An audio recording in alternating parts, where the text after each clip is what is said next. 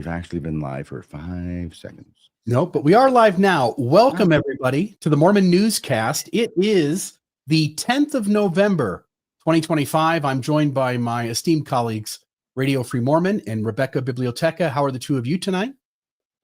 Fantastic. I have to say, today is my oldest son's birthday. He is 30. I can't believe I have a child that old. Just had to throw that out there. Look at that. Happy birthday to him. Yeah. That's remarkable. You must have had that child at an exceedingly young age. No, I had him when I was 30, unfortunately. So yeah, you can do that math. Yeah, we all can. All right. Well, before we let everybody do the math, why don't we jump right into it, folks? We've got a big show tonight with lots of things going on. And so I'll just make a note. There's the thumbnail. LDS Church has a deep state question. Yeah. Arthur, you're wanting to say something?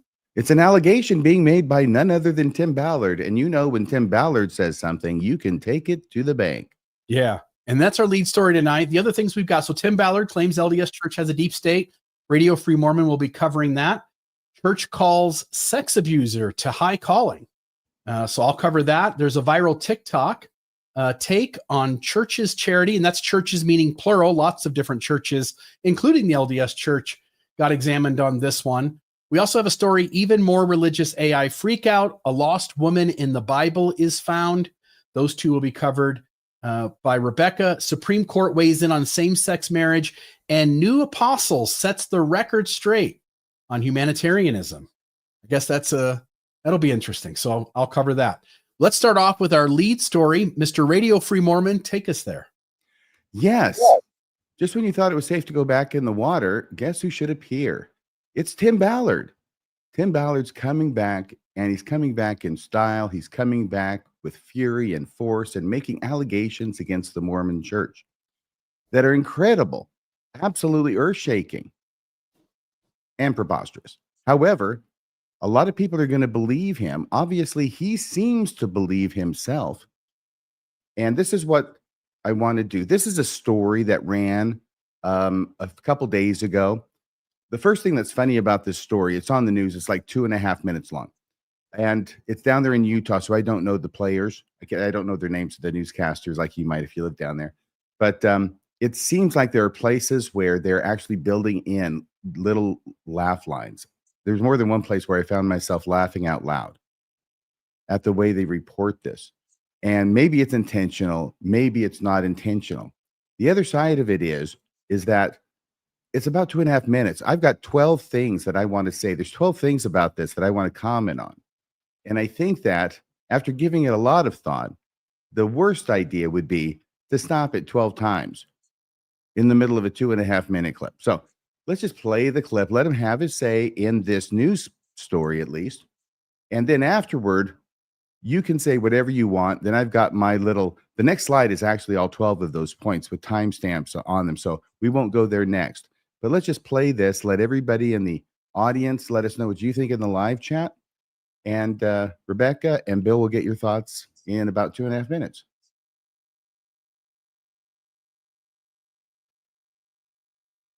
Now on Fox 13 News at 5:30, the man who founded Operation Underground Railroad says he has been wrongly excommunicated from the Church of Jesus Christ of Latter-day Saints. OUR is now known as Our Rescue and is a nonprofit anti-sex trafficking organization. It was founded by Ballard, who also says he has been defamed by the church.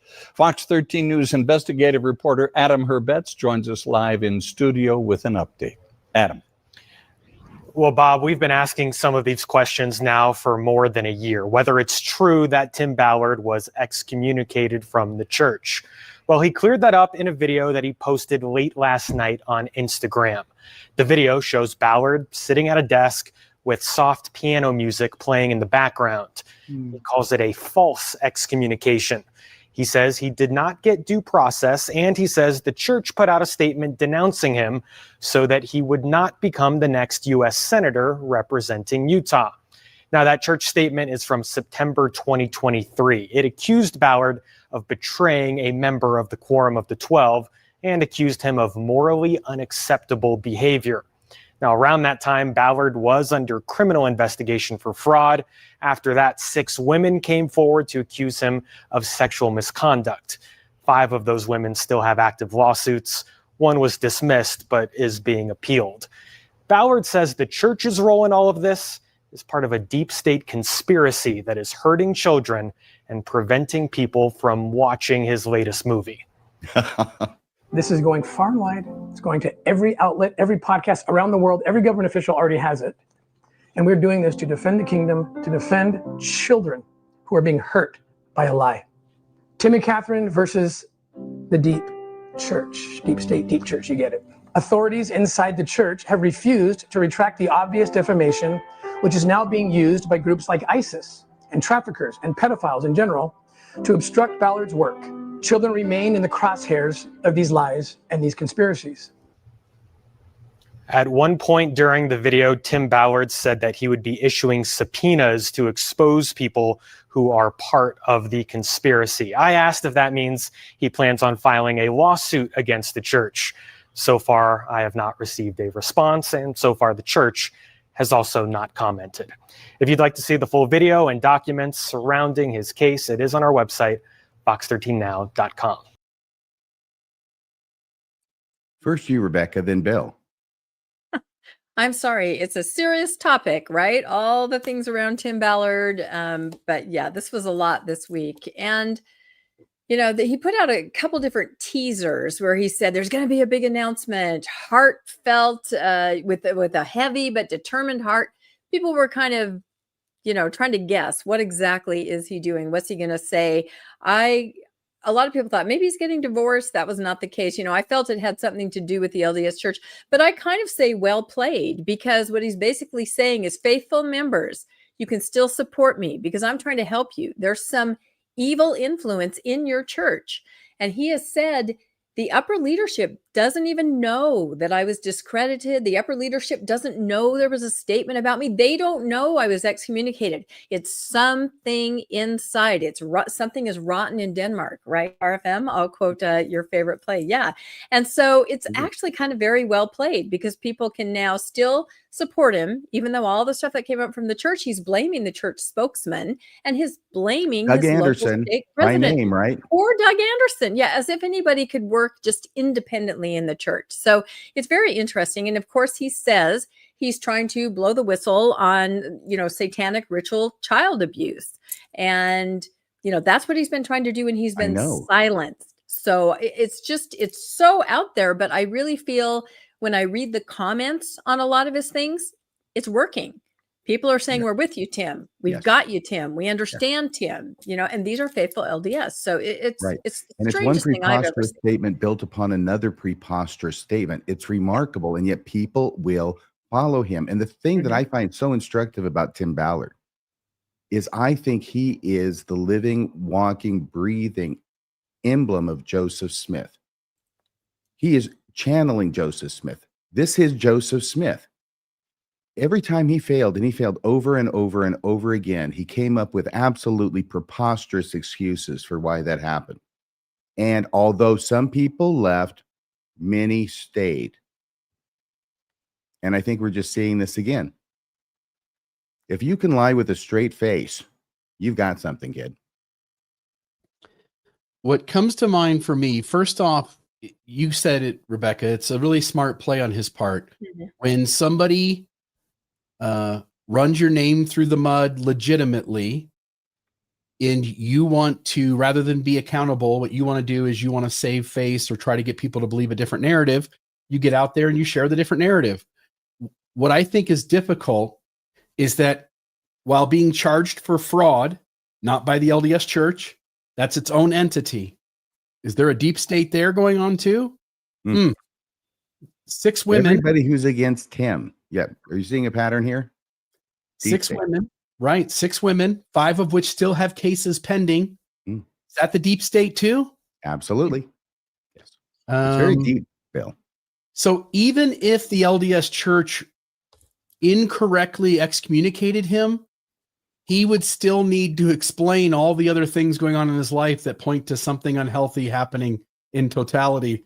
And I'm going to just go with the fact that where there's smoke coming from multiple windows, the house is probably on fire.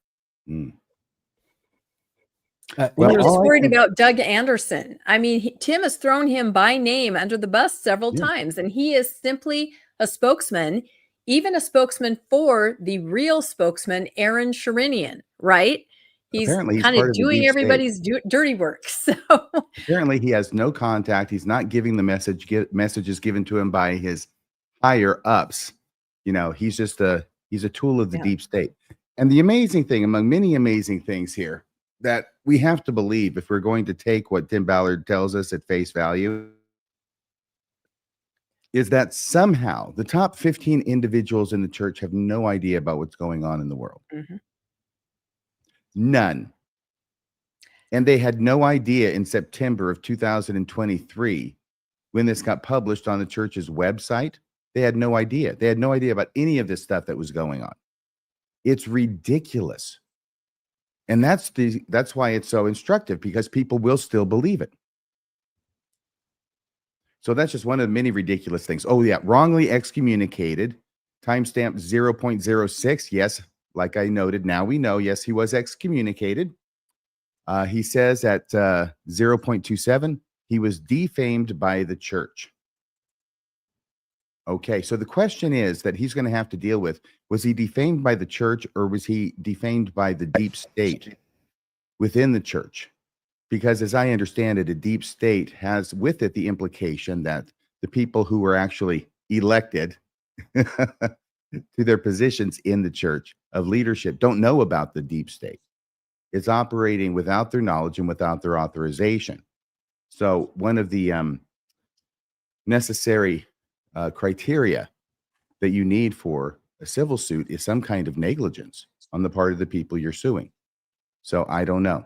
Are they negligent in allowing it to exist and therefore responsible for everything that it created? See, now I have gone as far down this rabbit hole as I intend to this evening, because of course there is no deep state in the church. It is the higher ups who are doing this. And that takes us to number 12. Why on earth is the church not commenting on this? Why on earth are they leaving Lloyd Anderson to twist in the wind? That's what I want to know. Aaron Sherinian. that's how they operate, though. If they don't comment long enough, it's going to go away, right? But in this case, if Tim gets more and more vocal, which he has almost every day, he's put something out. He leaked the Glenn Pace letter from 3 decades ago, or 1990. longer. And, everybody has already seen that. But he basically said, this is what I was going to take to our government so that they can get involved and shut down, what's been happening. The Glenn Isn't it Pace crazy, letter. Bill? Did you know that? That was one of the first podcasts I did, was on the Glenn Pace memo. It's been out there forever. Yeah. Yeah. And if people don't know what that is, Glenn Pace, he was actually, I had him as a religion professor, and It may have been a different one. You think it's a different one? You don't think Yours it's might the have been same George one? Pace. I make that Oh, mistake. maybe I'm all the thinking of time. George Pace. Okay. I think so. Anyway, he looked into the accusations of, ritual abuse, satanic ritual abuse during the Satanic Panic. And Mhm. he kind of came up on the side of, I've talked to so many survivors and it seems to have happened. And He became a believer, because then He he saw became a the believer. fulfillment in Book of Mormon scriptures, which he spent page after page after page quoting. Yes, he was quickly sent on a mission to Australia not far enough. as a mission president. Mhm. Once he told everybody, oh yeah, this is happening, this is real, they didn't want to hear that. And so they quickly got him out of the way, as they tend to do. So, but this letter has been around for a long time, these accusations. And so to the idea that you're leaking it now is kind of funny.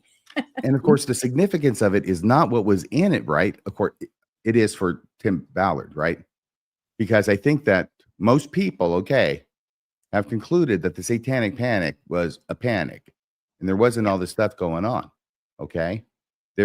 I think there were a lot of police investigations that were done based on allegations. I'm unaware. I'll just say I'm unaware of any that turned up any evidence. And by that, I mean circumstantial evidence to corroborate any witness testimony about what was claimed to have done. And so I thought that it had been relegated fairly neatly to the 1980s, like the Salem witch trials were a few decades before that. But apparently they're back, because Tim Ballard sees this as his new way to get people to give him money. to save the children, maybe in the LDS Church when he figures this out all the way, if he hasn't already, who are being abused ritualistically in satanic rituals in the temple.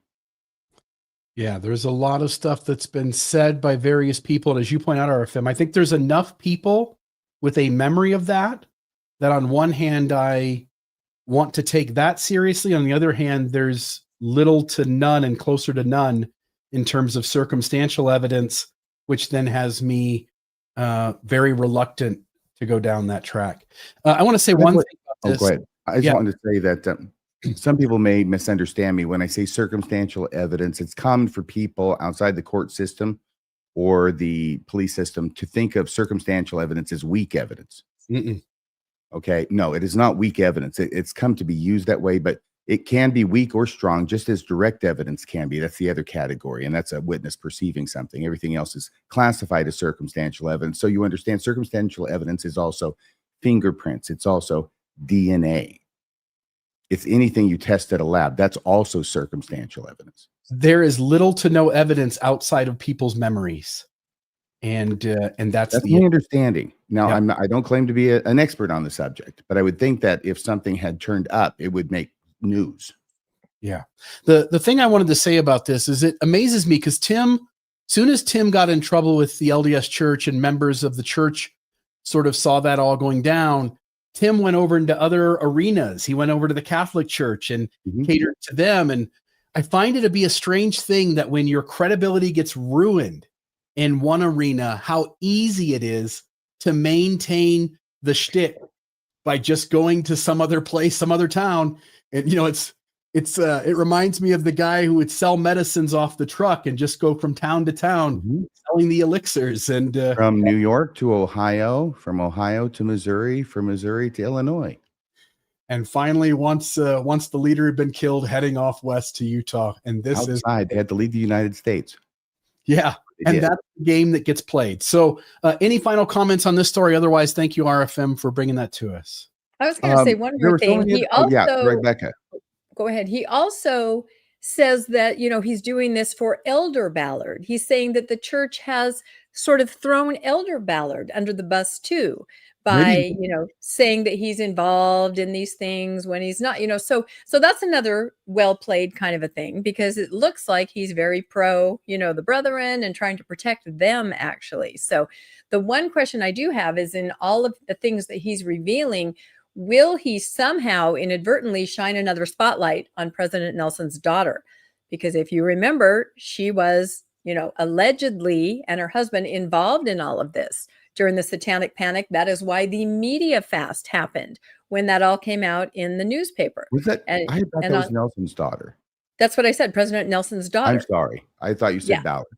No. I first talked about Elder Ballard, saying that he's trying to lump him in with Tim himself as a victim. They're all victims of this deep state. All the brethren are a victim. But I wonder if inadvertently he's going to turn that spotlight back onto President Nelson's daughter by talking about this again. So it'll be interesting to watch. I think he will do it vertently. Oh, vertently. Yeah, not inadvertently. I think he'll do it intentionally, because it's going to support his theory in his wild-eyed, maniacal, deranged kind of way. Yeah. Did you want to say anything else about this story, RFM? Let me see here. There's just a few other things, and probably nothing important here. ISIS is using this information to stop Tim's work. Wow. Who knew? And how would he know?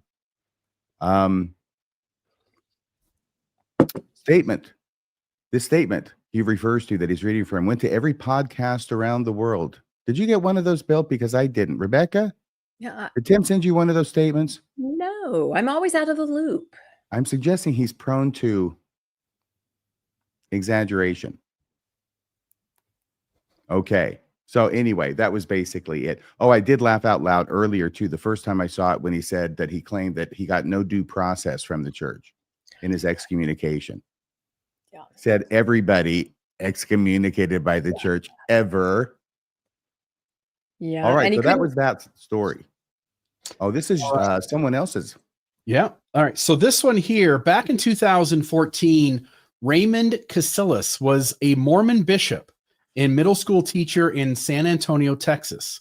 He also happened to have been arrested in 2014 and charged with felony aggravated sexual assault of a child via a plea agreement, pleaded no contest to indecent contact with a child, and agreed to a fine of $1,500. Was sentenced in 2016 to 8 years in prison, and as of March 2024, lives in San Antonio, Texas as a registered sex offender. Now, why is this interesting? Well, it's because Raymond's name resurfaced again this week after reports came in that he was sustained as a LDS Stake High Council member in Texas. Floodlit is still seeking confirmation of that, but all the data seems to point to this being the case. But the concern is obvious. Casillas is not an obscure figure with a minor misstep in his past. He was a sitting bishop in San Antonio, and also a teacher, when he invited a 13-year-old student to his classroom, locked the door, and assaulted her. He eventually please. I was going to say, can I say one thing? Because that is a little confusing. And I was able to sort this out because I have a source that can look up anybody's calling. So I was able to sort this out. This assault happened in 2011. At that time, he was a counselor in the bishopric. This makes it worse. He did that in 2013. Their discernment led them to choose him as the new bishop of that ward, although in 2011, this assault had occurred. So he became the bishop. He was the bishop for the year until this all came out. And that's when the arrest happened. And then he was released, obviously, in 2014.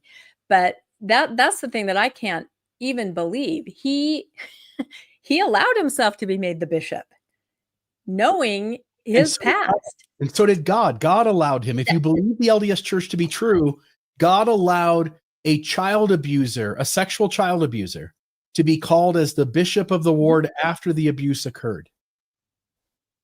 Wow. But in a different ward, obviously. No one knew about this. It's the only thing I can think. My Even source though it and I have happened been only going 2 years before.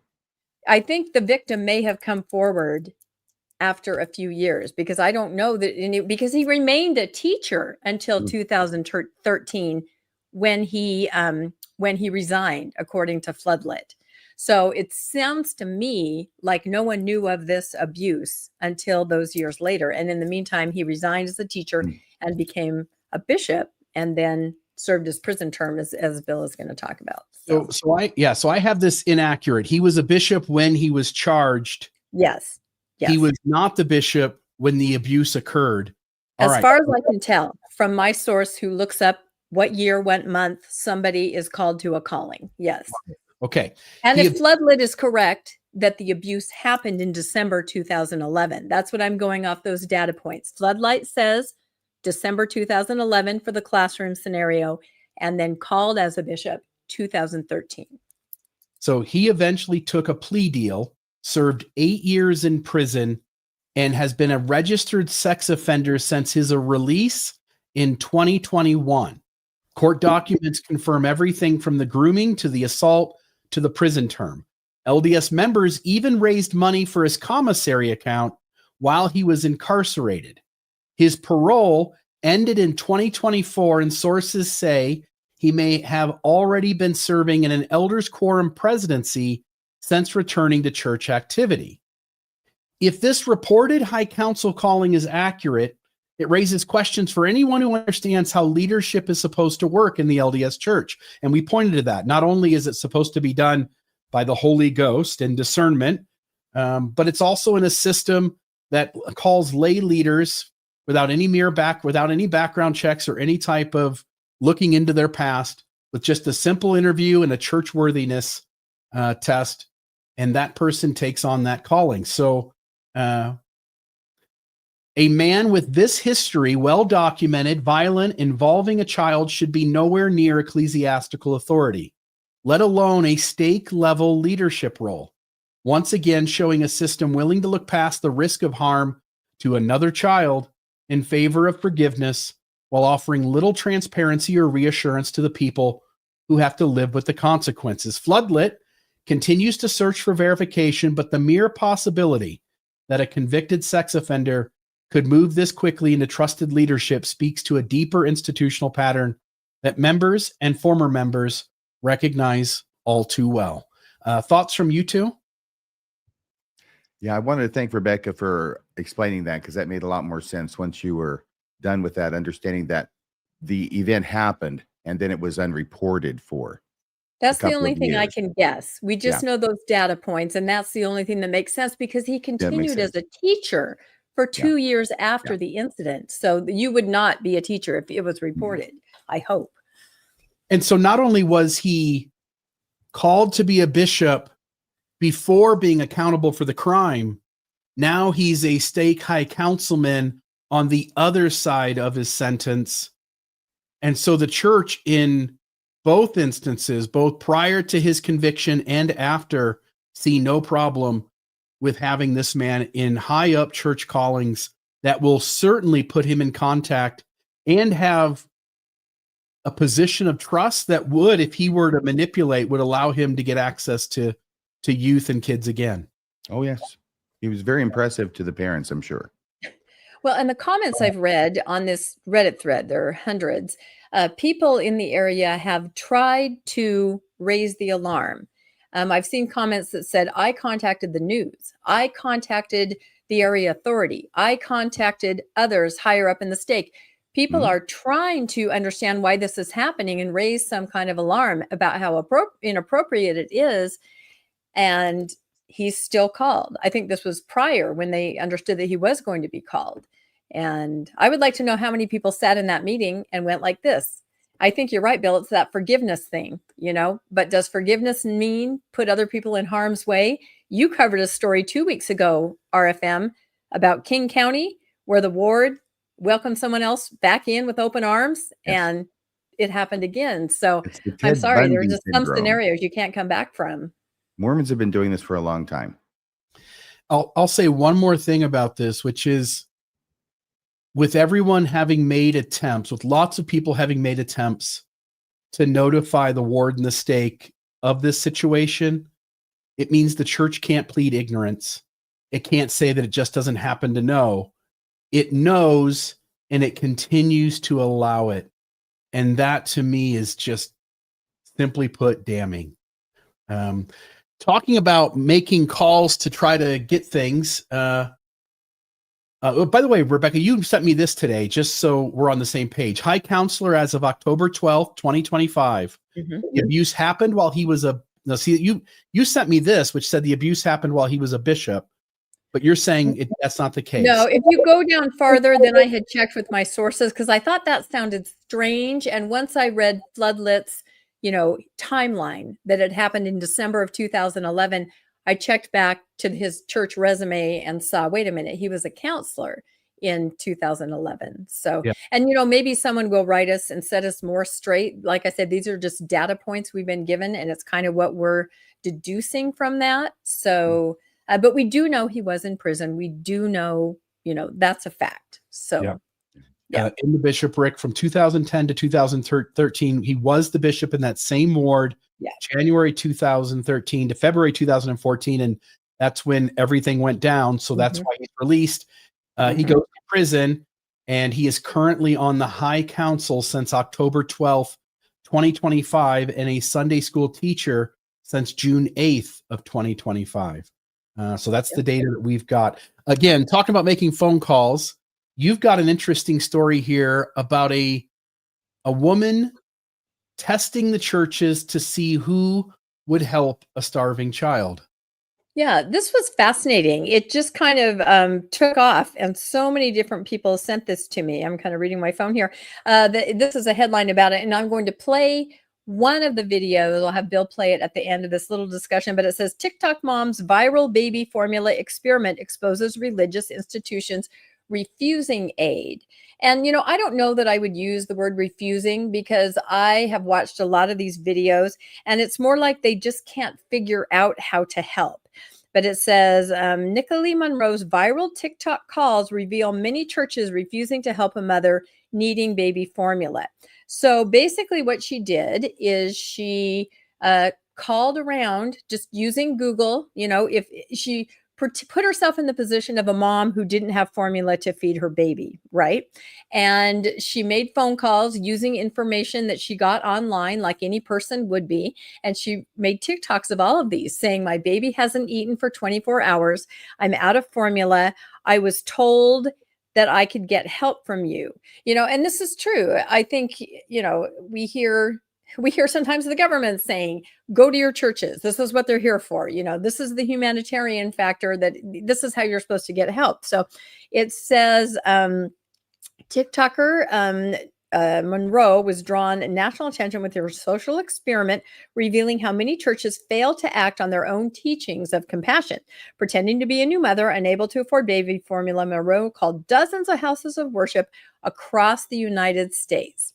And it was very convincing. She had a baby crying in the background, even though I knew that it was not real. It caused a lot of angst and anxiety for me, thinking, crying baby, no food, your mind starts going, how do you help? How would you help? What would you do? So it was very realistic what she was doing. It says her recordings shared online show the most refused assistance or redirected her to external charities.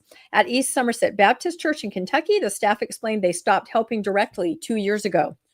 Another First Christian Church of Somerset said they only assist known members. Okay.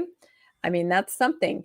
It says even large congregations such as Victory Christian Fellowship and Abundant Church, I guess they weren't so abundant, in Texas offered little more than referrals. She made 39 videos, and they've been viewed hundreds of thousands of times. She found out of those 39, only 9 religious institutions, including a Catholic church, a Buddhist temple, and an Islamic center, offered immediate support. Meaning, we have this for you. We can help you get it. Where are you? Come to our address. That kind of support, like that she would receive formula, within the hour kind of a thing. One call, the Islamic Center of Charlotte responded without hesitation, asking which formula was needed and inviting her to collect it. But we're talking 9 churches out of 39. And I think she's even done more since this article came out. That's about 25%. Yeah. So some viewers argue that Monroe calls targeted the wrong context. I contacted the wrong person, but she did what anybody would do. She went online, she found the phone number listed with a church, and she called it. How would she know that she's supposed to call this part or that part? That's what I mean. The infrastructure failed. I don't think it was so much these people didn't want to help. There was no mechanism to direct her to the part where she needed to get to. And you'll see this with the LDS call. It says, others note that if a public church number cannot connect a caller to real help, the issue is deeper, like we're saying.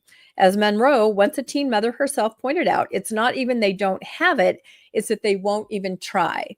And the couple that I listened to was just sort of like, I'm not sure. Maybe you could, they really seemed confused about how they could connect this starving baby with food, and that's what caused me anxiety when I was listening, because I'm like, what would I do? I'd go to the store right away. It was very dramatic, actually. It kind of makes you tear up when you listen to some of them. Her project sparked broader discussion about the gap between practice and belief and practice in the faith communities. So she did call 2 LDS churches, and I'm going to have Bill play one of them. And before I play it, I want to say this. So she Googles LDS Church, and what she actually reaches is a mission office. So the woman who answers, I think, is probably a fantastic, wonderful, really nice person. And she just kind of keeps saying, this is a mission office. You're going to have to call.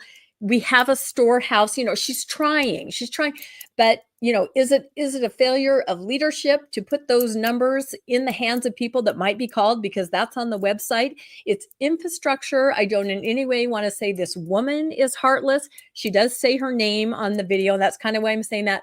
I think I'm sure she's a wonderful person. She just didn't have the tools to help this mom. So it's a little disturbing to listen to. She's probably as nice as Jasmine Rappley. Oh, she's wonderful, but she's like, you have to go to you want to call she just did not have the resources. And it sounds like 30 other churches did not have a mechanism to direct this mother to real help, real formula for a baby. so I'm calling your church to test to see if they would feed a starving baby, and it was requested that I call a Mormon church. So I'm actually calling the Church of Jesus Christ of Latter-day Saints in Knoxville, Tennessee, to see if they would help feed a starving baby. And right off Google, there's the phone number, but it goes to the mission office. Their page. Yeah. So, And we all know that that's, that's different from the humanitarian side. tested.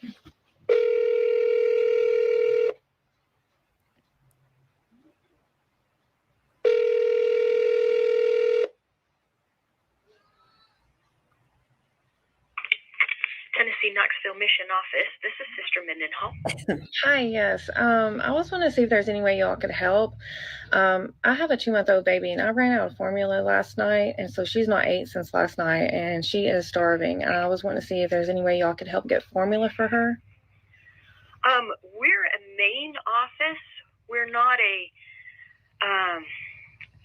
So you kind of need to talk to people in your area. And you're in Kentucky, it looks like. No, I'm in Knoxville. Oh, you're in Knoxville? Yeah. Okay. Yeah, we're just a main office. So you need to find are you a member of the Church of Jesus Christ of Latter-day Saints? No, I was just told by some local resources, asked around at some churches. Yeah. We're just a main office here. So if you call some churches that are right in your area, or go to them, because we're not that kind of an office. We're like a business office. Okay, because it says online that this is the Church of Jesus Christ of Latter-day Saints. Is that on it? Well, it is, but this is just a mission office. So you need to find like a bishop or somebody that's because there's people that are right around you, local. Okay. All right. Thank you. Okay. Bye. Whatever that means. Yeah, exactly. You call a church and you're told this is a main office. This is the main office. This is the business. I mean, she's not wrong. That's exactly what it is. But to somebody looking for help, unfortunately, this woman did not have a number of a bishop or a number of anybody, but she's not alone. Many churches were not set up just the way that they were organized to be able to get actual help to actual people in need. Thoughts? First off, the church needs to do a better job of teaching its members to know what kind of vocabulary to use with non-members. Yeah. So you can tell the hesitancy on the part of the lady at the mission office as she's stretching herself to try to find the words to say, number one. Number two, she pawns it off on other churches. She says, you need to go find some other churches in your area. I thought that was a bad move. Number three, if the woman were to go to an LDS church, there's almost no one there ever. Sunday mornings, Wednesday night. Otherwise, the church building is going to be unoccupied for most evenings, and you're not going to find the help you want. And the last thing is, why not help find the bishop's name? What area are you in? What ward boundaries are you in? Let me put you in touch with that bishop. Let me get you that phone number. I felt like, I hear you giving her the benefit of the doubt, but I'm deeply bothered by the fact that the church wants its missionary number out there so that it can get investigators and converts. But it does not, I served as a bishop, it does not really want strangers calling the church trying to get help for those who are in need. And this is a church that has like $265 billion in financial reserves. I think she was rattled, exactly what you said. Members are not used to providing that kind of help one-on-one in person. You pay your tithing, you've done it. There it is. You've given, right? But as far as how you would actually help a person, I told the story before about my dad, a wonderful person who helped everybody. He was the guy that went and did everything for everyone. One time on Temple Square, when I was young, it had this impact on me. A homeless person came up to my dad and held his hand out. My dad, who's a wonderful charitable person, said, "Oh, I give to the church," and just walked past this man. My dad believed that by giving to the church, this man would somehow be helped. and that didn't happen. It had a huge impact on me, even as a child, to see my dad do that, But he meant well. I think this woman meant well. The infrastructure is not there. RFM, what do you think? You have kind of a different point of view on it, don't you? I think that the first thing I wrote down, and you've already said this, Bill, was that the notation that the number goes directly to the mission office. Yeah. Okay. That's all you need to know to understand the priorities of the LDS Church. Okay. The number in the book goes directly to the mission office. And so it's picked up by the mission office. Now, if that's the way it is, by accident or not, that's the way it is. So I would think that you would have the person who picks up the phone at the mission office has a complete list of phone numbers or other places that people could call, and probably just an incredibly annoyingly long recorded menu that you have to go through before you actually even get to talk to a real person. So that's the one thing about it. First off, the mission. However, let's deal with facts, okay? The Mormon Church is not going to give her anything. All right. So let's work it the other way. The other way is this. The Mormon Church is not going to give any aid to anybody who's not a member of the church and who is either is active and is making steps toward being a better member of the church. Is that fair to say? There were times where, as a bishop, I helped strangers. It I happens. I felt, though, by the way that things were taught to me and the things were said to me, that I could do that, but it wasn't really encouraged to do that. So you're saying you use church funds? On multiple occasions. Did you feel like you did it in spite of the fact that you're kind of violating church policy? I knew when I was doing it that there was an undercurrent of we really only help our own. Yeah. Those are the kind of things you don't want to actually put in writing, but you want to make sure everybody understands it just the same. That's optimal. Okay. Thank you, Bill. I appreciate that. But that was roulette. That's you. That's you. That's roulette. Others won't even help their own members. I saw a post today about somebody saying, I asked for help from the church and they came over and went through my cupboards and my refrigerator to make sure that I needed the help. Someone else corroborated that, said, yeah, that happened to me. Other people said, that's never happened to me. Can you imagine the humiliation of, the Relief Society president coming over and going, you just seem like you have plenty of food. Look, here's some spaghetti here. You're fine. It's so humiliating. And I feel like the church needs to be ready. People are increasingly going to need food. These are dark times. Let's say that it's kind of getting dicey out there. So they better get their ducks in a row to be able to help people, because this is what's happening right now. Because otherwise someone will write an angry letter. Yeah, no one will. That's the thing. I just, but you know what? I feel they like don't care. They don't care, but tithing settlement declaration is coming up. I'd like to see more people say, like I saw someone in the chat say, I'm giving my contributions to my food bank, to something that's going to help somebody that really needs something in real time. It reminds me of another post I saw over the weekend too, about somebody said he was not Mormon, not LDS. He goes, hey, this is really funny. I answered a Facebook ad that said, would you like to perform service? He goes, I'm a guy, I like to lift heavy things. Thought I'd do some service. He goes, I got a text back from the missionaries. And they said, hi, would you like to come to church? He goes, no, I'm just trying to give service.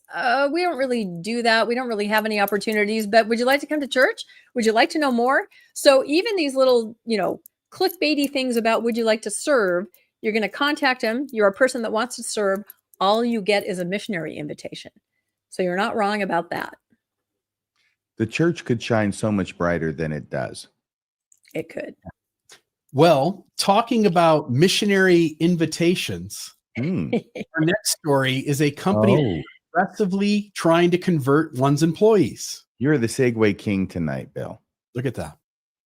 Yeah, here's the headline. Company owner aggressively pressed executive, male and female, Mormon and non, to convert to LDS Church. The lawsuit says this was filed on, I think, October 30th. The plaintiff said she was proselytized, sexually harassed, and retaliated against for drawing attention to potential fraud. This is from HR Dive. Emily Shumway, November 4th, 2025 is the date of the article. Here's the individual. His name is Simon Hodson. He's the president and founder of Omnis Energy, a former vice president of government relations. Now, this is the plaintiff. This is the lady, and ironically, her last name has to be Christian. A former vice president of government relations at Omnis Global Technology, so she was a vice president, was aggressively pressed to convert to the Church of Latter-day Saints, and misspelled, the religion shared by the owner. So the owner is this guy, and several top executives, including two of his sons. This is what she's alleged in an October 30th lawsuit. The plaintiff in Christian versus Omnis Global Technologies, LLC, joined the company as a remote employee in November 2020. At the time, the company's vice president of HR and the general counsel and others were all members of the LDS Church. They're all Mormons around here. And many of these roles were filled by friends and relatives of the owner, the plaintiff said.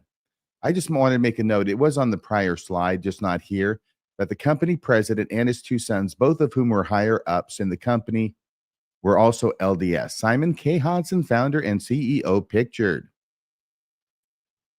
Although the plaintiff said she didn't want to discuss religion at work and declined to show interest in joining the church, the company owner sought to convert plaintiff to his religion and press his religious views on her throughout her entire period of employment with defendants, and aggressively so, according to the lawsuit, though the aggressively part is not detailed. In addition, many work conversations focused on religion, she alleged. For example, she said management facilitated LDS prayers at business meals and discussed events the church was hosting. The owner also asked the general counsel, he's also a Mormon too, remember, to print out and share an LDS prayer with the plaintiff, period. Now, if you'll hang on a second, I got to ask you, because I recognize that this is a non-member. The plaintiff is not a member of the church. And she's just trying to describe Mormon stuff through a non-Mormon lens. But I don't know what she's talking about. And I wonder if you, because she says the general counsel, who's a Mormon, was asked by the boss to print out and share an LDS prayer with the plaintiff. That doesn't sound like something that would happen in a Mormon context.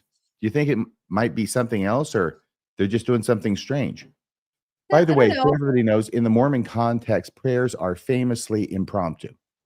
Yeah, it could be just a fun little prayer meme or a handout or a flyer or some faith promoting something, you know, that you printed out here. Put this, we're going to put this up on the bulletin board in the, I mean, if you have worked in Utah, you will know that these things she's describing are just par for the course.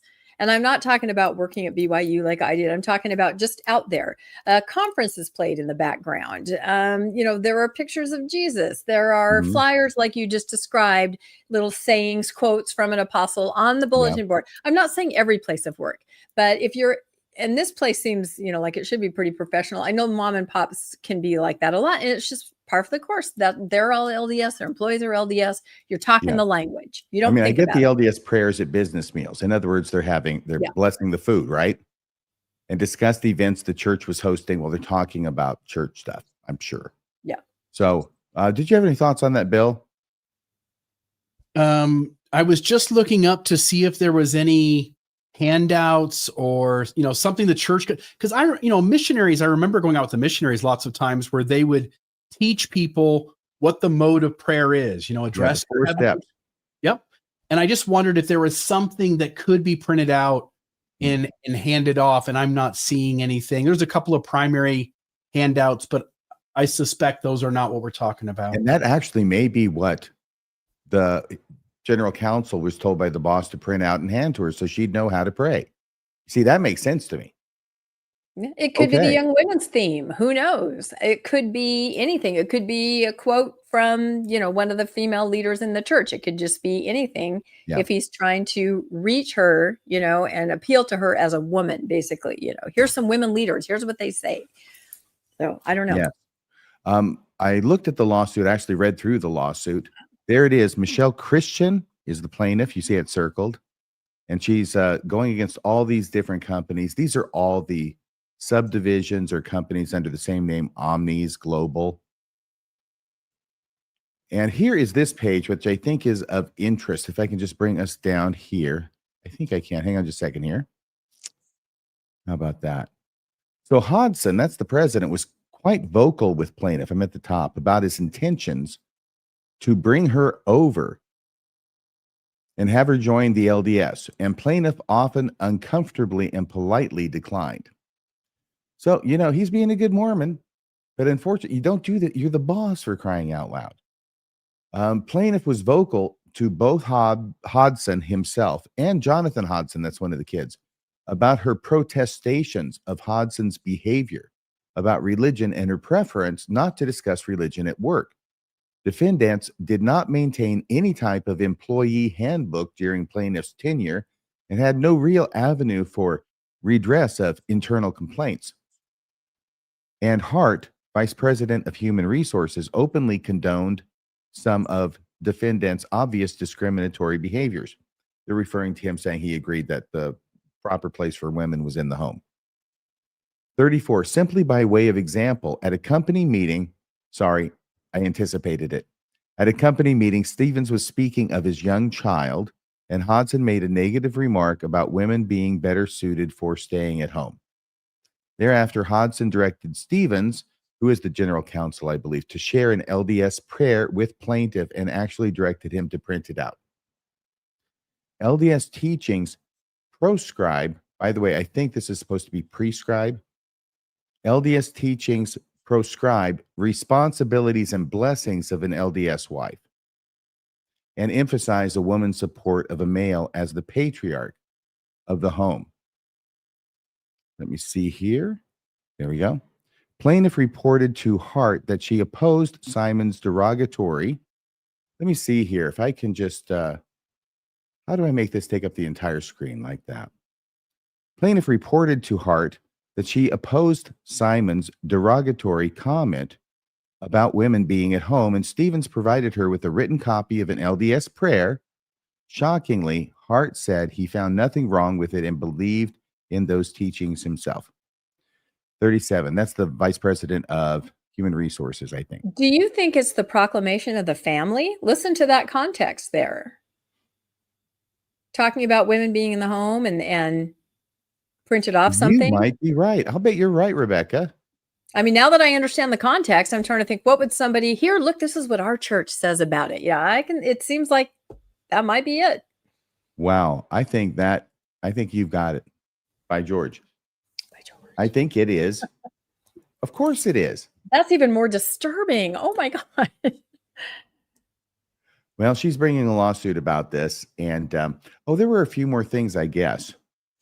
But good job. I was just so excited that you figured this one out. By the way, you're so Nancy Drew tonight, I'll tell you. So Nancy Drew. It just occurs to me, if you're Nancy Drew, that must mean we're the Hardy Boys. I get to be Sean Cassidy. Okay, this goes on with the story. As one of the few female executives, she was. The plaintiff alleged she was also subject to comments on women being better suited to the home, was subject to inappropriate comments on her physical appearance, and heard negative statements about her capabilities that were not similarly directed toward male or LDS colleagues. Additionally, the plaintiff alleged the defendants entangled her in their efforts to convert other women to the religion, which is really strange because there are a couple of female teenagers. The owner of Omni asked her to watch over two teenage girls who were traveling with the company and who Omni employees were taking to church events.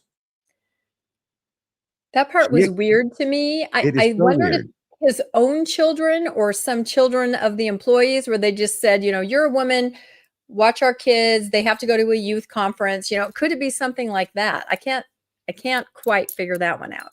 Well, apparently, having read the complaint, and the facts, a lot of these facts are left somewhat ambiguous. There are some specifics, thankfully, and we're talking about those as well. But this gets a little bit complicated, this whole thing, because they end up apparently going to BYU or becoming members if they weren't already. All right. If they weren't already, they end up apparently becoming members. And the boss allegedly directs the plaintiff to arrange it so that one of these girls can go to this college. I think it was in West Virginia, and that they wanted her to go to this college in West Virginia so that she would be near one of his two sons who work for the company. Wow. I have no idea. Would it It seems be very the strange. Virginia college that Bonnie Cordon is the That's president yeah, I of? think this is West Virginia though. Okay, it's West Virginia. The one that's almost heaven. See, and all this stuff sounds like normal LDS stuff that you do, but to an outsider, yeah. I mean, what is he doing? Is he just like a matchmaker extraordinaire for his kids, and he wants to make sure that these are the girls his kids end up with? More likely, his kid is saying, "Hey, Dad, I really think that girl's cute." Okay, well, we'll have her go to college here, son. Lifestyles of the rich and famous. I haven't heard that one in a long time, Bill. Was it champagne, caviar dreams and champagne wishes, right? Champagne wishes so. and caviar dreams. I Robin never Lee- watched the show because it made me so depressed. Me too. I totally agree. I'd rather watch Hoarders. That's more my life. Oh gosh, Hoarders and Sociopaths, a new series coming to Netflix. That's right.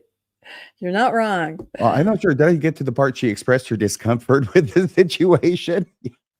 You think, and asked not to be involved. Finally, the plaintiff, that's Christian, raised concerns about the company potentially making false representations to government officials. This has nothing to do with the church, except that it's Mormons allegedly doing it. To receive loans and grants, according to the lawsuit. When she confronted the owner about her suspicions, she alleged he made an actual advance toward her and said, "Hold my hands and look into my eyes and tell me you believe me."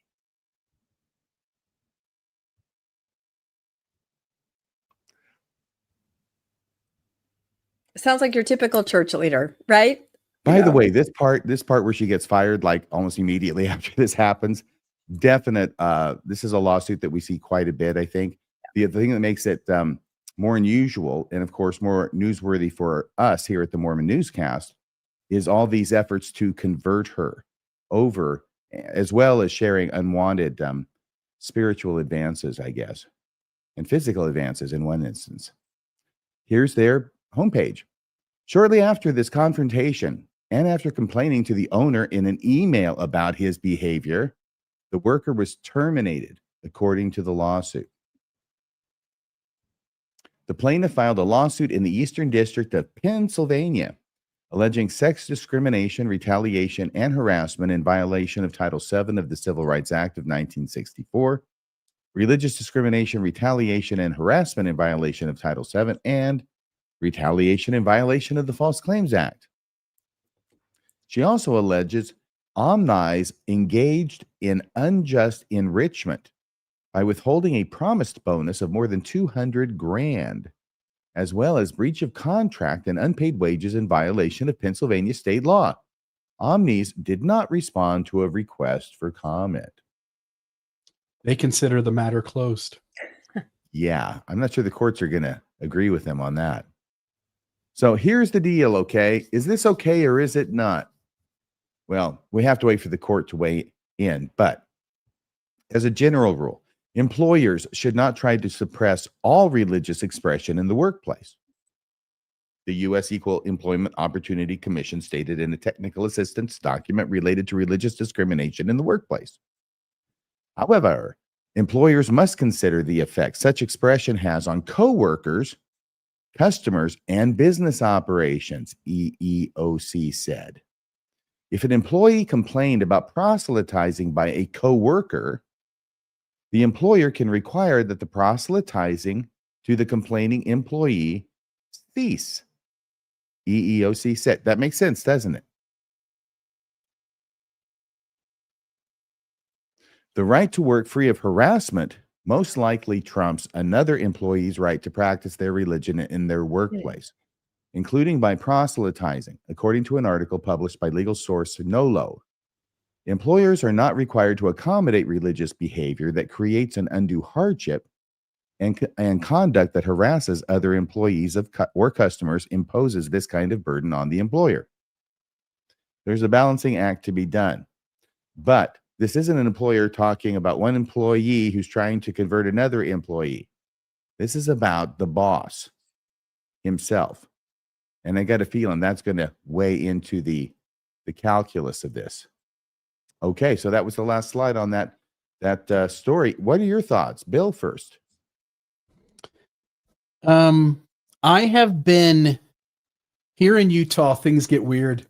I have been at just a company's business meeting, and it started with a Mormon prayer. I've seen things like that happen at various places that I've showed up here in Utah at, and these kinds of things would have never happened in Ohio. And it's really a strange thing, the culture that's here. Everyone here almost assumes that it's okay to do everything Mormon within a professional work environment. And it's always the non-member who has to sort of speak up and say, hey, I don't think this should be going on, and I'd like it if this didn't happen. And the other side is sort of bewildered when those kinds of comments are made. So anyway, I can believe this because I've seen this kind of thing with my own eyes. Rebecca?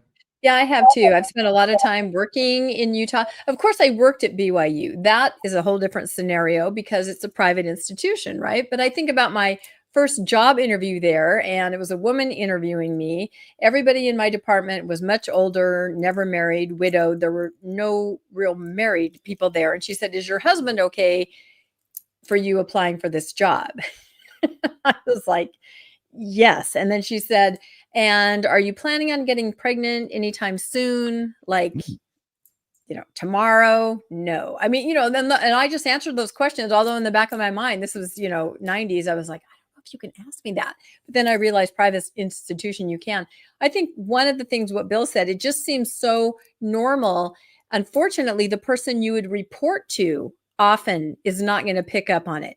Often that person is also, an LDS person in the workforce. So you really have to keep going up over heads to try to get somebody to listen because everybody thinks, that sounds fine. Of course, he can hand you the proclamation of the family. So yeah, it's just kind of an innocence, I think, in some cases. And then in other cases, it can be darker. But yeah, Utah's unique. Yes. And full disclosure, I'm the Mormon who back in December of 1985, I'm 25 years old working at a bank in the commercial note department in downtown Austin. There's like 25 people in the department. I gave each and every one of them a nicely marked up and a letter inside bearing my testimony of the Book of Mormon. Everybody in the commercial note department of that bank got a Book of Mormon that Christmas from yours truly. Yes. What? I just think that's funny. I don't know why you think. Wow. Don't you think it's like, I don't know. I guess it's funny. It's the naivete of Mormons. We're ignorant because we've been given a certain lens to see the world through. It doesn't even occur to us how the real world works. I even gave one to Gigi, who was this tall, very elegant looking Jehovah's Witness. And I'm sure it didn't make it, down the elevator 14 floors before she discarded it in some way. Yeah. What was the response from everybody? Were they just like, oh, thank you, awkward? I'm sure that I did not see any awkwardness in this entire endeavor, but there probably was some. I mean, this was the second. Look, I won't get off on this. Okay. This was the second time in a few years that I did what the church encouraged, which was to buy an entire case of 100 copies of the Book of Mormon and hand them out to people. You were a patsy and you didn't know it. I was a faithful Mormon, dyed in the wool, true and blue.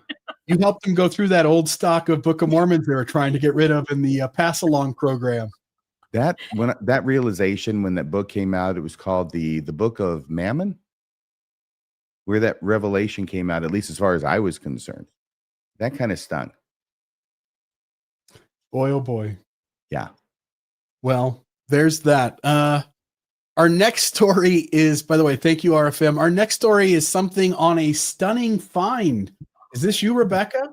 Yeah, this is actually really interesting. I had to throw this in at the end. I'd seen it a couple times. I thought, you know what, this is worth talking about. So we're always struggling to find women in the scriptures that women can relate to, right? Christian women can relate to. Struggling to find women mentioned in the Book of Mormon, even in the D&C, right? They're just not there. And it's really important that they be there because, women need somebody as a role model, somebody to pattern their life after. So here's a case where a BYU professor, associate professor, has found something incredible. He thinks a stunning find, meet the missing woman in the Bible rediscovered by a BYU researcher. This is a woman who's been in the Bible under our noses the entire time. So basically, it says Lincoln Blumel, associate professor in the Department of Ancient Scripture at BYU, argues that the recipient of the New Testament letter known as 2 John. Are you guys familiar with this book? 2 John? John? Yeah, the second epistle of John, yes.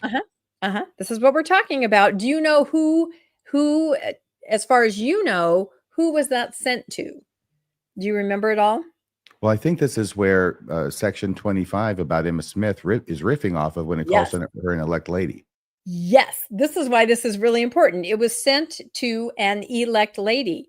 But no, according to this professor, this is not true. It is not simply an abstract elect lady. It is a real woman named Electa. Because it would be spelled the same in Greek? Because there were some duplicate letters that would make it the elect lady or an elect lady. I'm dumbing it down, way down. And it was just mistranslated forever. But it actually is an actual person named, it would be elect A with an E on it, but Electa. So it goes on Carmen to Electa? say, yeah, exactly. Carmen Electa. That's it. It goes on to say the manuscript corruption in early Greek copies the phrase to the elect lady. Okay. That means it's just copied over and over incorrectly. To the elect lady was thought to be generic, but Blumel claims 2 Greek letters were accidentally dropped in the transmission or the translation from, and there you see some of the Greek writing. I'm not going to read that, to the elect lady, making it to electe, the later lady, if that makes sense. So it's very close, but he's saying it's a proper name. It's not just characteristics of a person. And that's a huge difference. These pictures here I have are from 100 AD Roman women. So this would be the era because that epistle was 85, 100. So it also goes on to say, if Does he correct, have any manuscript evidence to support this theory? Yeah, there's a lot. There's a lot, and you'll have to look through it. You'll have to look up articles on it. I'm just, like I said, kind of dumbing it down, giving you just the gist of it, but there is actual evidence. I'm reading through it, and it'll be really interesting to see if it's peer reviewed. So it says, if correct, it means that Electa is the only woman named as a primary recipient of a New Testament letter. This is a big deal, a significant revision to how scholars understand the text. It was written to an actual person, not just a general person. It also goes on to say the article also suggests that Electa may have held a position of authority in the early Christian church. The female master of the house, it looks like, is what she was called in the letter, meaning that she was, she was somebody of some power and some stature, and that's given the letter's address and tone. So I find this absolutely fascinating. We can list the names of the women in the Bible on one hand. Well, not one hand, 2 hands, Book of Mormon, 1 hand, D&C, I think there's 2. So I feel if this really pans out, here's my prediction. Electa tops Christian baby girl names in 2026. And I didn't make a slide about it, but maybe temple names. You know what I mean? We can get rid of Eunice and we can add Electa. This is a biblical name of an actual woman.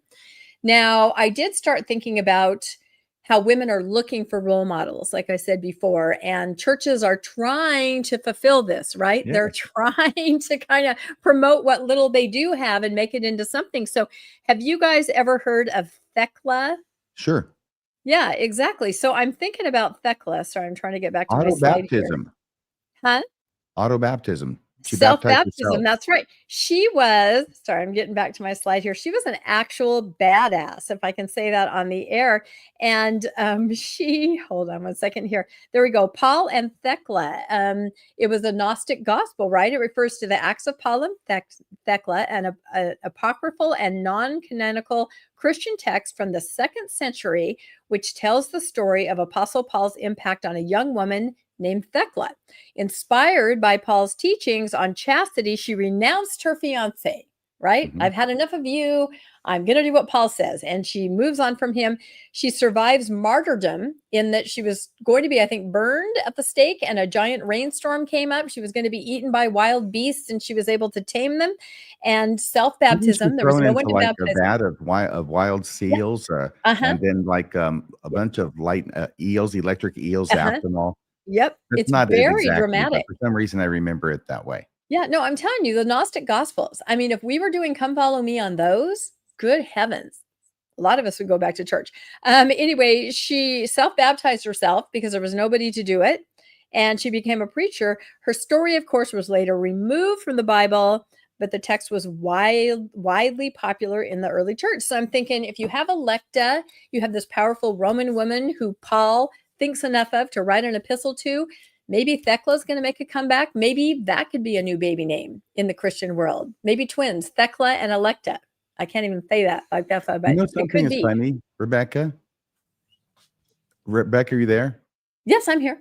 Maybe I should call you Rethecla, because I think we Rethecla. combined our stories.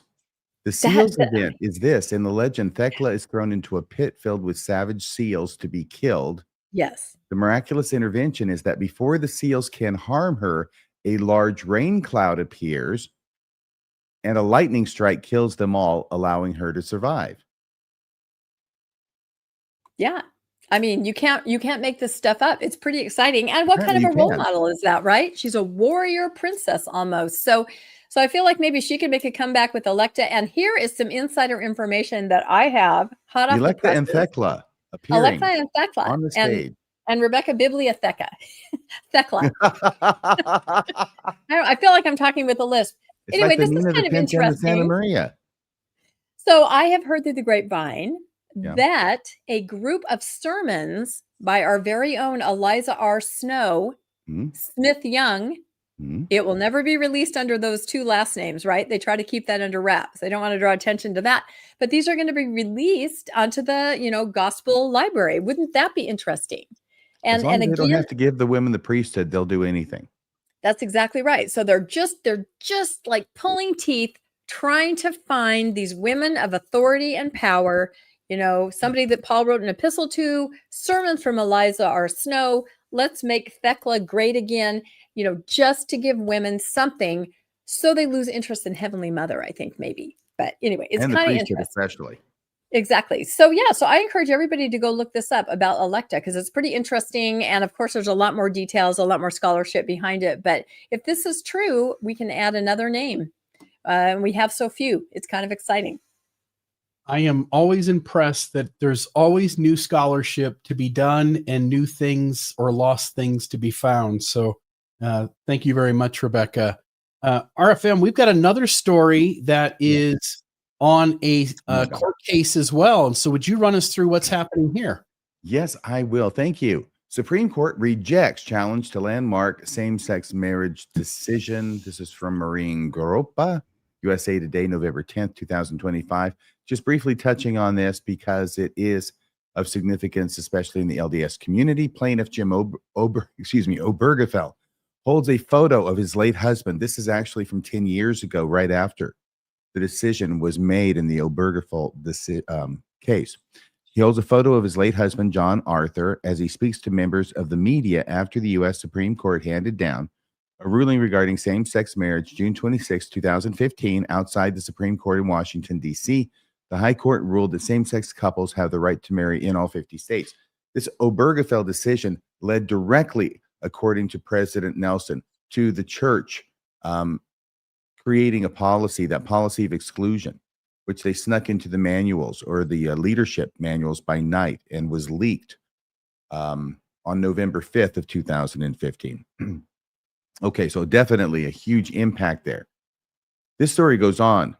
The Supreme Court on November 10th decided not to revisit its landmark ruling that legalized same-sex marriage nationwide, leaving undisturbed a decade-old decision that some conservative justices oppose, but that LGBTQ plus couples have relied on to legalize their relationships and create families.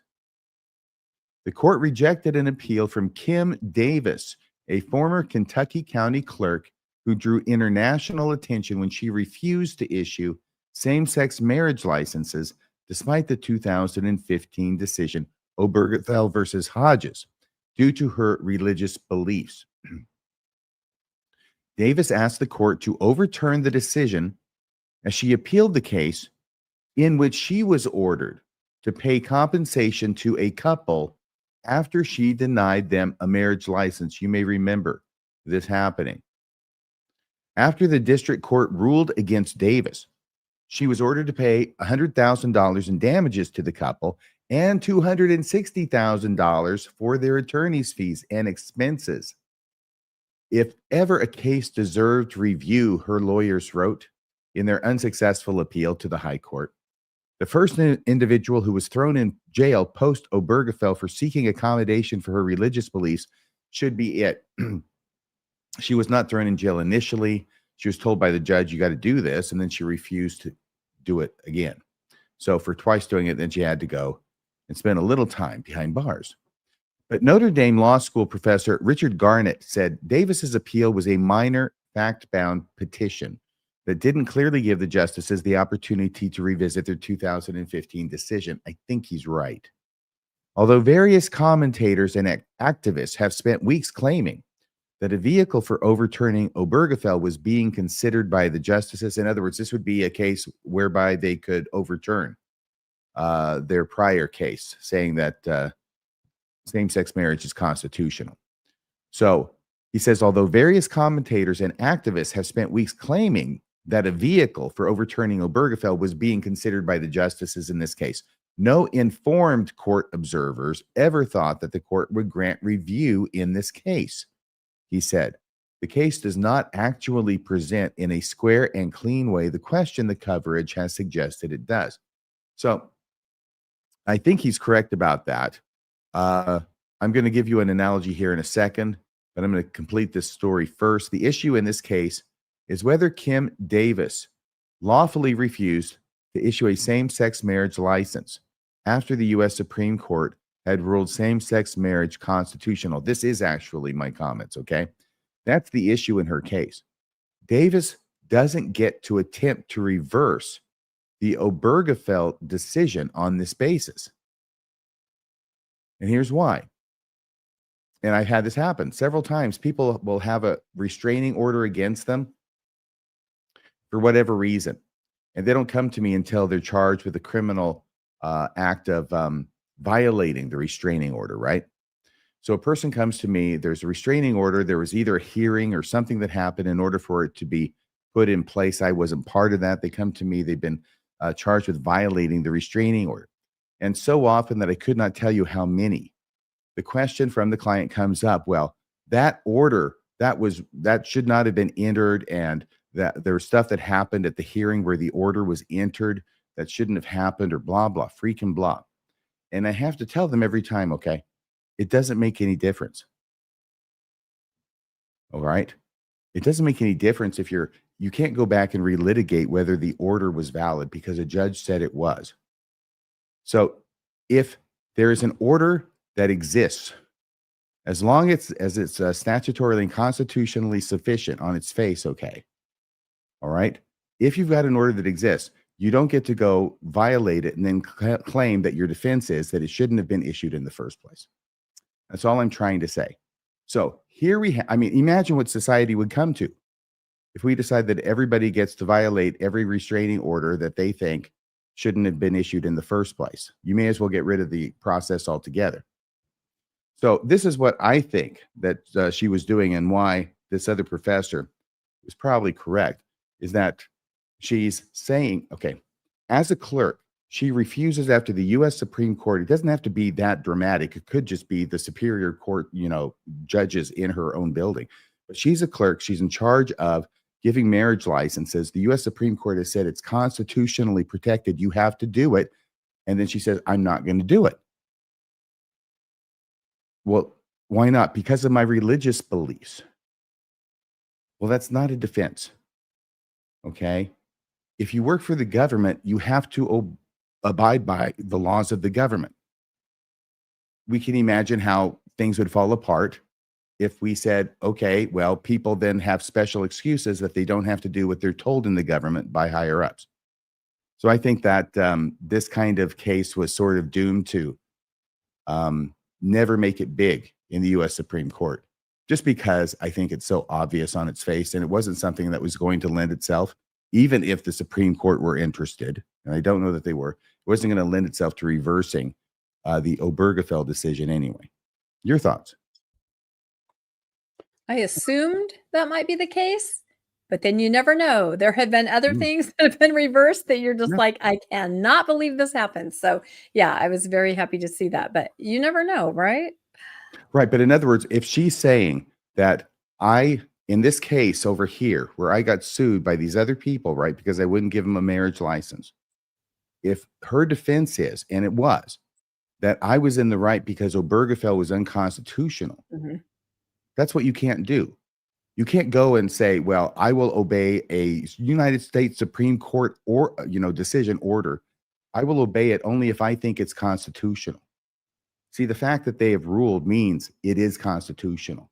That's the definition of constitutional. Yeah, the only thing I'll add is that I think, like you, RFM, it seems like common sense that you would have to do your job, and you couldn't just plead religious exemption on anything. And so people who work for the government need to do the government work. Yeah, and I think it's a different question if you have a private business. But I think everybody can understand that if you're working for the government, it does put you in a bit of a different place, right? You can't be. You'd have anarchy. Yeah. In the government. Yeah. 100%. Thank you very much. Our next story is AI harming or helping faith communities? And I think you've got this one, Rebecca. I have been looking forward to this story for weeks. I've had to bump this story. I think this is the 4th time I'm trying it. I'm still waiting for something to happen. But the good news is every time I bump it, there's a little more information. There's another article about it because this is a big deal. This is a big deal to Christianity altogether, and especially a big deal to the LDS Church. So basically, is AI harming or helping faith communities? Spiritual leaders wrestle with where to draw the line on artificial intelligence and how it will affect their own spiritual practice and the well-being of their faith communities. This has to do with a giant conference that was held that Elder Gong, he seems to be the one that's beating the gong as far as AI. He and Elder Bednar are the ones that I've been reporting on over the last 2 years that have just been sort of increasingly concerned or raising the alarm or at least keeping it in discussion. So says, if you were to call Reverend Justin Lester in the middle of the night, there's a good chance you'll hear his voice on the other end. Well, that's nice. Your pastor actually answers the phone. Well, it's sort of his voice. The voice is coming from an AI responder trained on hundreds of his sermons, writings, and speaking style programmed to sound just like the California pastor. So this is a step farther. I had reported before. Do you remember Father Justin, the priest, AI? Yeah. Yeah, exactly. Absolution. And he kind of became sentient, and he started giving the sacrament and giving people all kinds of strange advice. So he told somebody that it was okay to baptize their baby in Gatorade. And he started doing all kinds of. Exactly. And so they demoted him he was defrocked from Pastor Justin or, clergy Justin to just a parishioner who could give advice. So there's a learning curve, but it says, let's see, here we go. Churches are embracing AI. Back in 2023, just as ChatGPT was beginning to spread into everyday life, many religious leaders expressed skepticism about AI, right? That's because they hadn't tried it yet, right? They have to write how many sermons a week? Yeah, they didn't know what could happen. many religious leaders were skeptical. One survey at the time found that 43% of church leaders said they were uncomfortable with the idea of using AI in a church setting, and more than half voiced concern about the ethical and moral implications of these tools. And that's always a big one we hear, the ethical and moral implications. But then the attitudes changed, right? When they figured out how easy it was to use. By 2025, nearly 90% of faith leaders surveyed now say they support using AI in some form of the ministry, like the Reverend we just heard about, right? He doesn't have to answer the phone at midnight. A voice that sounds just like him, that knows exactly what he does, how he would talk, what he would say, has gone through all his sermons, is able to counsel someone. He gets to stay in bed. Who doesn't want that, right? So let's see. It says this survey was conducted by a certain faith group. The study polled more than 600 pastors and church staff from over 20 different denominations. So this is, throughout Christianity. Usage is climbing fast. Today, 60% of church leaders report using AI tools daily or weekly. That's up from 43% just a year ago. A majority of preachers, 64%, now say they use AI for sermon preparation, marking a nearly 20-point increase in 1 year. So, I mean, you guys probably understand that, right? I didn't use it very much. And then when I started to realize what it could do, I started to try to utilize it a little bit more, and I'm not even really great at it. But I know, Bill, you're pretty skilled at this. You use it. It's part of your daily life.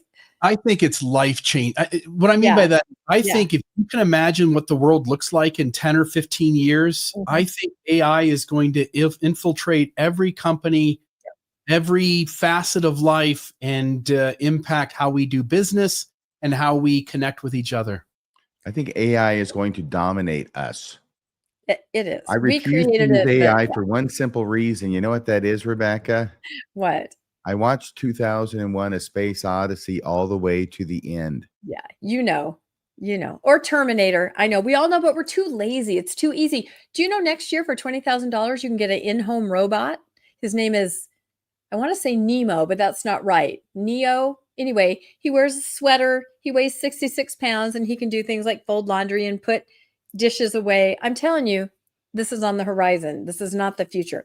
Anyway, let's move on as far as religion is concerned, because they are understandably concerned for various reasons that a normal person wouldn't be concerned. So another article, like I said, new articles kept coming out each time. AI made to order truth is not truth. LDS apostle tells faith leaders in the Vatican. He went to the Vatican to weigh in on this. He is so passionate, and as I said, beating the gong about AI and using it ethically, responsibly, and morally. That's right. It says, now, the funny thing is, hold on a second, if Gong had been being honest, he would have said, addressing the faith leaders in Vatican City, that AI made to order truth is not truth. But then again, neither is any of the stuff you guys teach. Well, that's true. And it's very possible that AI wrote his speech. I don't know for sure, but we'll see.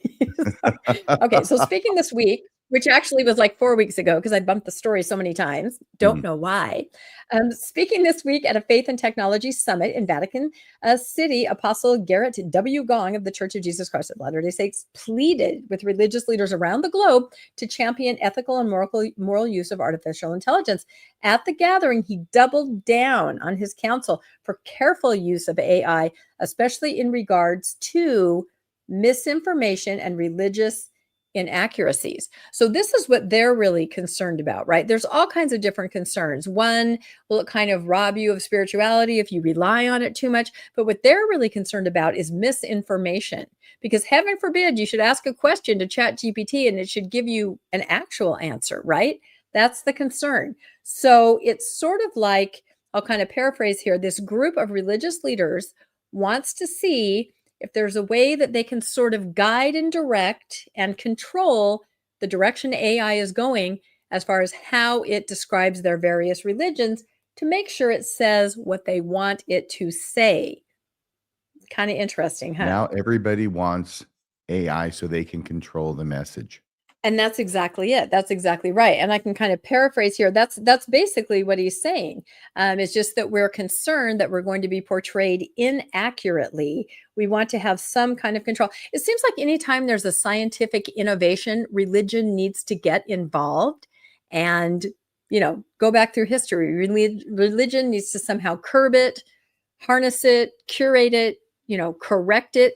Religion is always involved. And this is what they're trying to do here. So what they're doing is they're prototyping and testing various faith and ethical evaluations. There's a team, there's a task force made up of religious leaders that are going to try to look into AI and what they can do about this. The team is collaborating with socially responsible focused AI companies, along with religious institutions and universities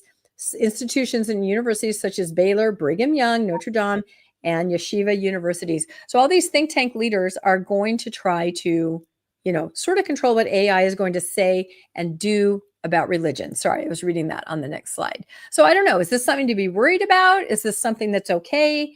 You guys make up your mind. The Latter-day Saint apostle invited all individuals of faith and faith leaders to join the evaluation effort, so all beliefs, sects, and denominations will be portrayed accurately and respectfully. So that is really, in a nutshell, what the entire roundtable meeting at the Vatican was about. So as far as that part, what do you guys think? They're concerned about how they're going to be portrayed, and they're also concerned that people can lose their faith if it's too artificial and they're just dealing, with something that's not real. The church and Elder Gong are worried that AI is going to blow the whistle on the church and let everybody know that they've been deceiving them for 200 years. That's why they're worried. There it is. RFM cuts to the heart of it. I try to be more diplomatic and kind, but yeah, you're not wrong. I think you're right, RFM.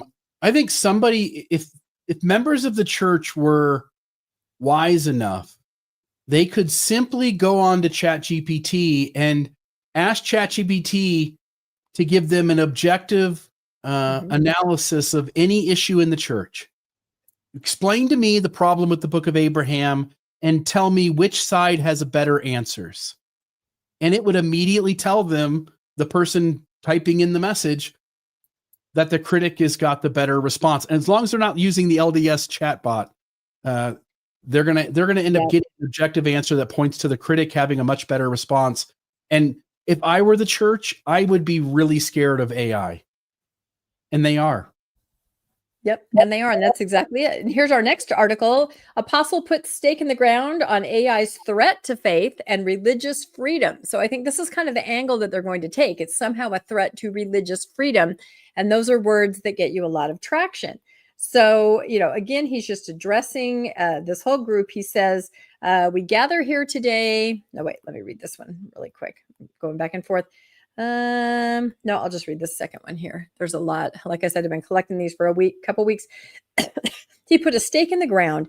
We gather here today to share a deep commitment that AI's moral compass not be dictated solely by technology or the small groups developing the technology, he said, as if they're also controlling the information. That's kind of interesting. He also shared news of the launch of a multi-faith, multi-university task force that will develop an evaluation tool that will test how accurately any AI program portrays faith. Well, what is accurate? What is accuracy? You're not wrong, Bill. I did a whole Mormonish episode. I asked ChatGPT, give me 50 reasons the Book of Mormon is false. And it did. And I did a whole episode on it. And then I turned around and said, give me 50 reasons it's true. Most of those reasons had to do with feelings and the witnesses, but it was a very interesting exercise. So this is just now, like another Bible bash, except instead of the Bible, it's going to be the entire internet. Religions are going to be arguing about how they're represented in the AI. That's exactly right. So now the church has come out. This is the latest article and has made a promise to everybody. The church will not use AI to create images of Jesus Christ or to prepare conference talks, Apostle says. So he goes to another roundtable kind of a thing. He says, we are not going to use it to make images of Christ. We saw this after President Nelson passed away. Some well-meaning LDS people made images of Jesus embracing Elder Nelson, President Nelson, and the church came out and said, do not make images of, of Jesus Christ, because AI doesn't know what he looks like. We have As our opposed approved to the pictures. painters for the church. Yeah. Yeah. And I have an awesome quote from Martine coming up on that. Because Because God she really does a little hates bit it more when detail. Yep. computers paint him. He's okay with Bill Parsons. Well, apparently, you know, some of the brethren say they have seen Jesus and they're able to say this is an accurate picture. So anyway, we're going to talk about that in a second. But it says the Church of Jesus Christ of Latter-day Saints and many of its members use artificial intelligence every day. But bright lines should be drawn around its limitations, one of its senior leaders said Wednesday. And this is Elder Gahn.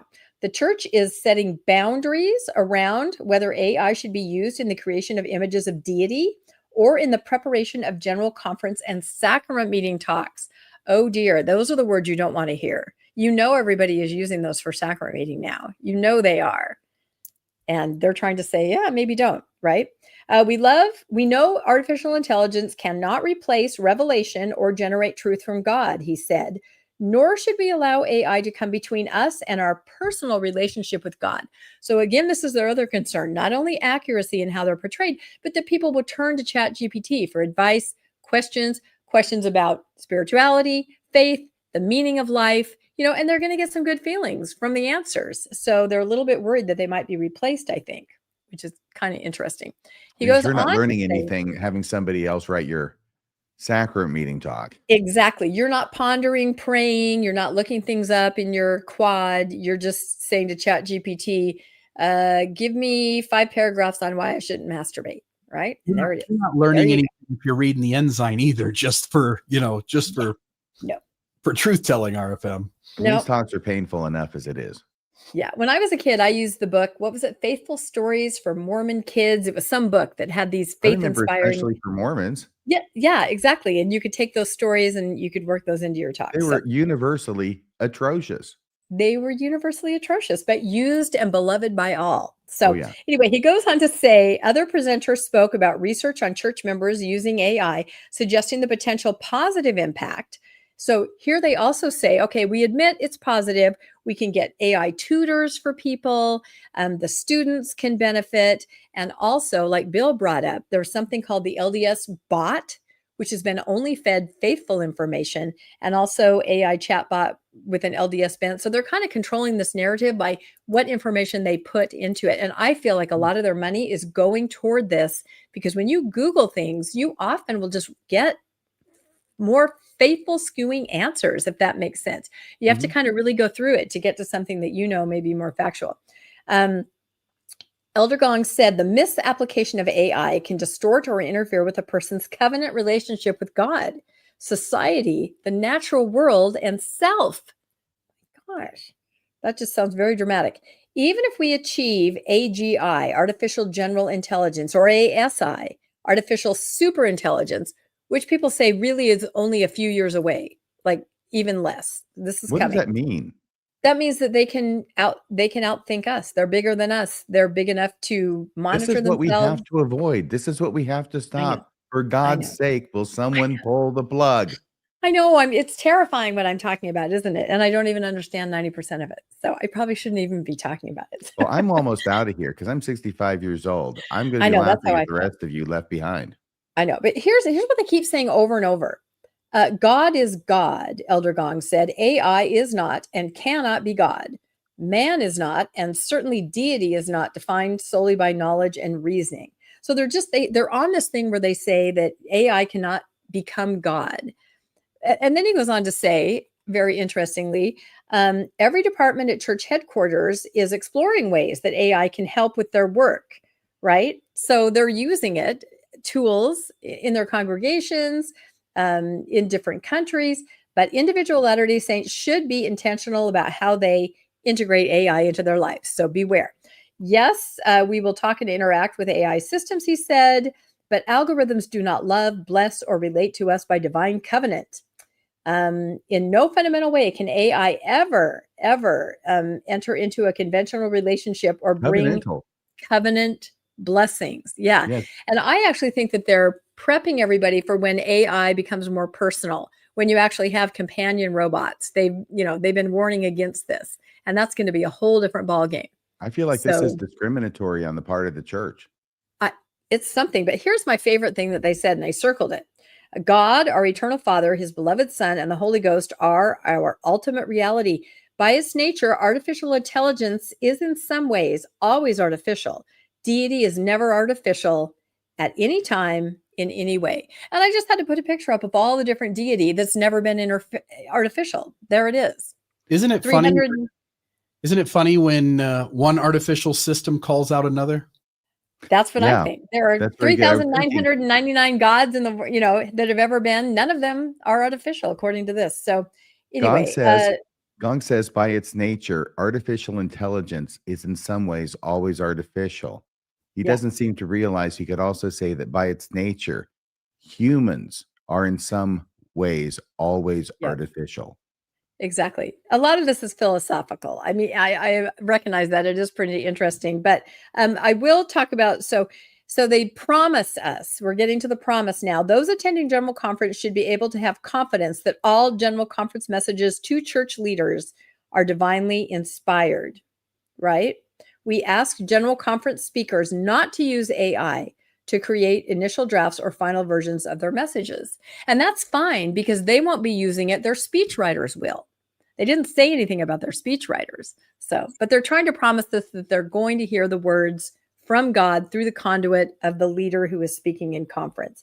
And then they're also promising, on top of that, the church does not use AI generated images depicting Heavenly Father or Jesus Christ. It will also... Thank goodness. It will also not clone the voice of church leaders. And now that's interesting for us because for a while we had little newscasts, little outro, intro doing that. He also said the church will be careful in the language it uses to describe AI to maintain clarity about its limitations. The church will seek to avoid wording that suggests that AI has emotions, judgment, moral agency, spiritual capacity, or divine authority. So this is what they're really concerned about. Read between the lines. It's extremely interesting. So anyway, this is my favorite picture of Jesus. This is a very popular picture of Jesus. I mean, come on. Yeah. So I had to, here's my quote from Martine, because she's just hilarious. I've never seen that picture before in my life, to be honest. You never have? This is on every LDS woman's mantle. No. Look at that. Is he doing the thing with the lips? Oh, yeah. Oh, no, he's got the, this is it. Is that Botox? Right? Is he getting the treatment? Fillers? I don't know. I don't do that stuff. I don't know what that is. So anyway, so here's what Martine says. Our friend Martine, we were chatting about this and she says, we won't use AI to portray deity. Where do we get the portraits of deity? Where have we gotten the portraits of deity for centuries? From human imagination. No actual portrait of deity exists. Garrett. She even called him out by his first name. But here on the church's website, it actually says portrait of Christ smiling. So that's a little bit misleading, don't you think? Which part? Portrait of Christ smiling on the church's website. Because you're saying it's not a portrait. Well, it says on the church website that it's a portrait of Christ smiling. And it's one of the approved things that you can use. Now, I wanted to see what Deseret book, which is a subsidiary of the church there. These are all the images that it has created and that are for sale right now of Christ. I guess these are all okay. But Are these AI? Possibly. I think some of them are AI, but they are in books and posters and, pictures that you can get at Deseret Book. I know some of them I recognize as being paintings. Yeah. And here's the newest one. This is See Jesus in You. And these are all the different, is it Jesuses from all over. Anyway, it's pretty fascinating. So final slide here, just that he didn't set a guideline for church members, but he did say that talks and lessons prepared for weekly LDS worship service are best done without the artificial help, as Bill said, to grow spiritually. And that's a huge part of it. And then I remembered that I had done a little short 6 months ago where I found out that the LDS Church has entered into an agreement with an AI transcription company called One Meta under the terms of the agreement. This is signed on Thursday, the 12th, 2025. The church will utilize One Meta's Verbum on-site product to provide live translation and transcription services for its public religious meetings globally. So their talks may not be AI, but every subtitle is. At the click of a button, generated by AI. I'm just So, thinking of all the jobs that just left the building with all the Yep. interpreters. yeah, I said that before. Yeah, I have relatives that do that, and I think a problem with it initially was, as we know, some of those talks ahead of time were being leaked. And so people were able to predict what was going to happen at conference. No longer. Yeah. Think about the positive side on customer service. I mean, we'll no longer be talking to people in India who can't solve our problems. We'll be talking to an English American voice that at least knows the protocols of the company. And if the company wants to solve our problem, it will.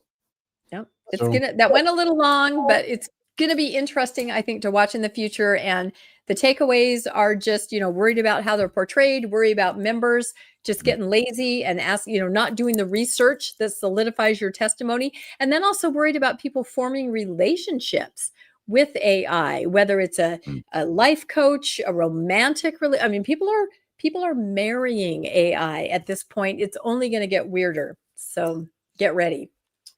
Yeah, all the good ones are taken, I guess, huh? Yeah. So, all right. Well, this next story is on our new apostle in the church, Elder Causé. The Tribune sat down with Gerald Causé right after his call as the newest apostle, and the interview gives a pretty good look at where the church leadership is positioning things. He talks a lot about how living abroad helped him build friendships with Catholics and Protestants and Muslims, and how he and his wife feel at home with people outside the faith. It is the kind of comment that sounds warm on the surface, but it also fits the familiar pattern. Reassure the public that leaders are open, that they're curious, while keeping the doctrinal boundaries right where they've always been. When the question turned to women, the tone shifted. Causé basically punted, saying President Oaks will, quote, probably teach on that, unquote. Probably. Anyone, all right, sorry, and that's there. All right, sorry, let me start this back.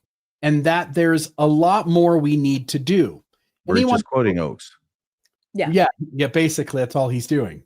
He doesn't want to move the football. That's the person in charge of his job. And exactly. Yeah. Anyone who grew up in the system knows what that means. The real decision makers aren't him, and he's not about to touch it.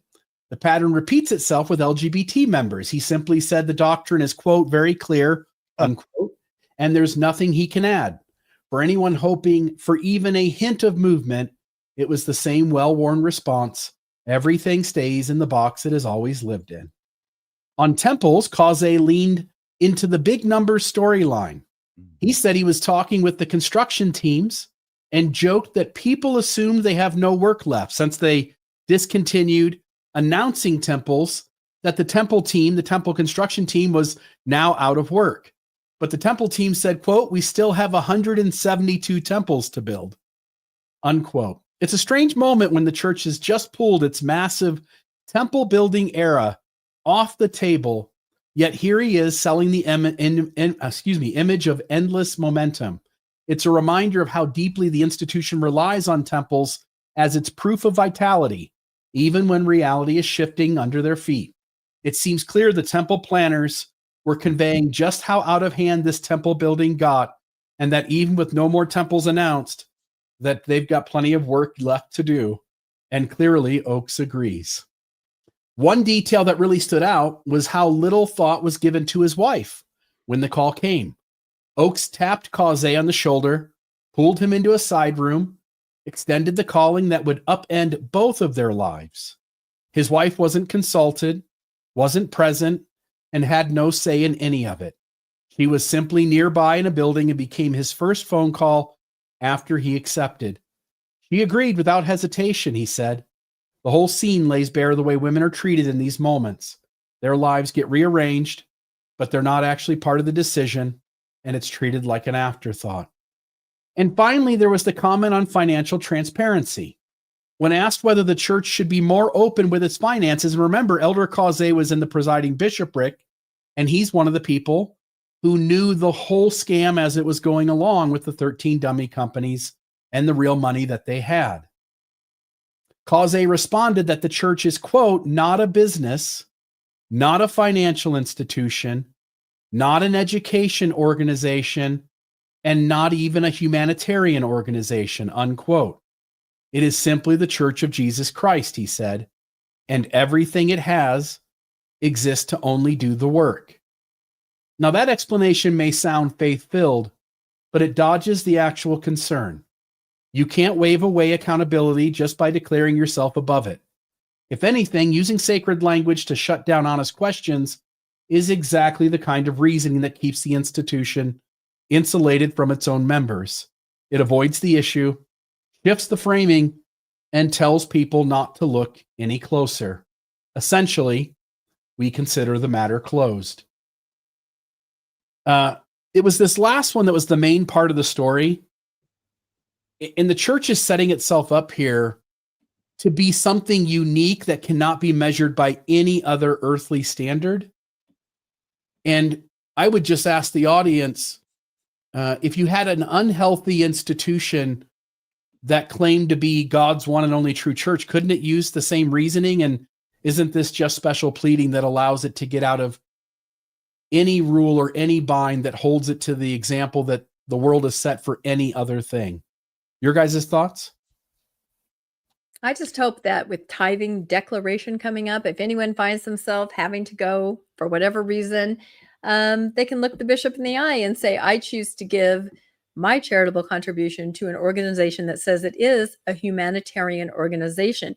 Your apostle has just told us you are not a humanitarian organization, so I choose to take my charitable donation somewhere else. I hope somebody can use that. It also answers the question of why so many LDS people are in the temple day and night and not reading a book to a child at an elementary school or at a soup kitchen. They are doing the work of the gospel. That is what Elder Kaze said. The church is about the work of the gospel, or the gospel work, whichever way he said it.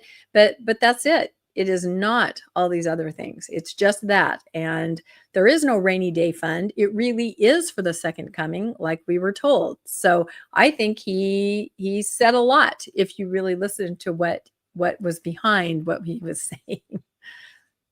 I tried to listen very closely to what it was he was saying and what it was that was behind what he was saying, and I was left with a distinct impression that this is not a man to be trusted. This The is only a time man, yeah.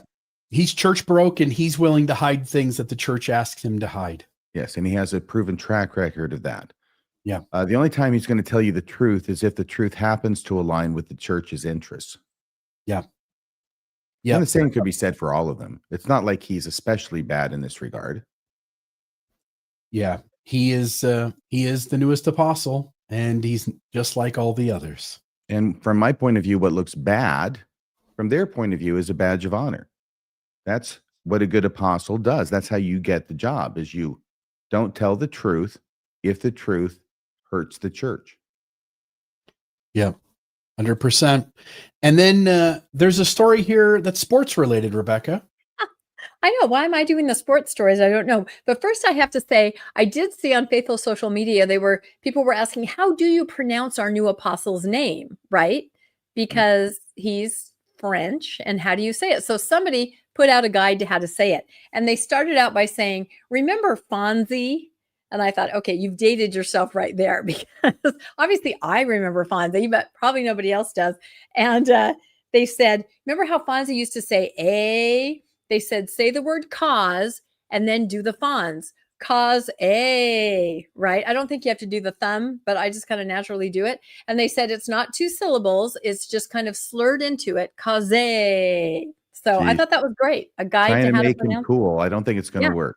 A. I don't know. Does anyone remember the Fonz? I'm so freaking old. All right. This was an interesting story that just popped up right before the newscast. I just thought it was kind of funny. It is a sports story. It is about, and I looked up how to say his name. Dang it. Do you know how to say it, Bill or RFM? Anybody?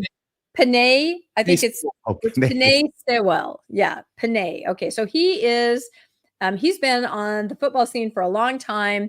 He was LDS.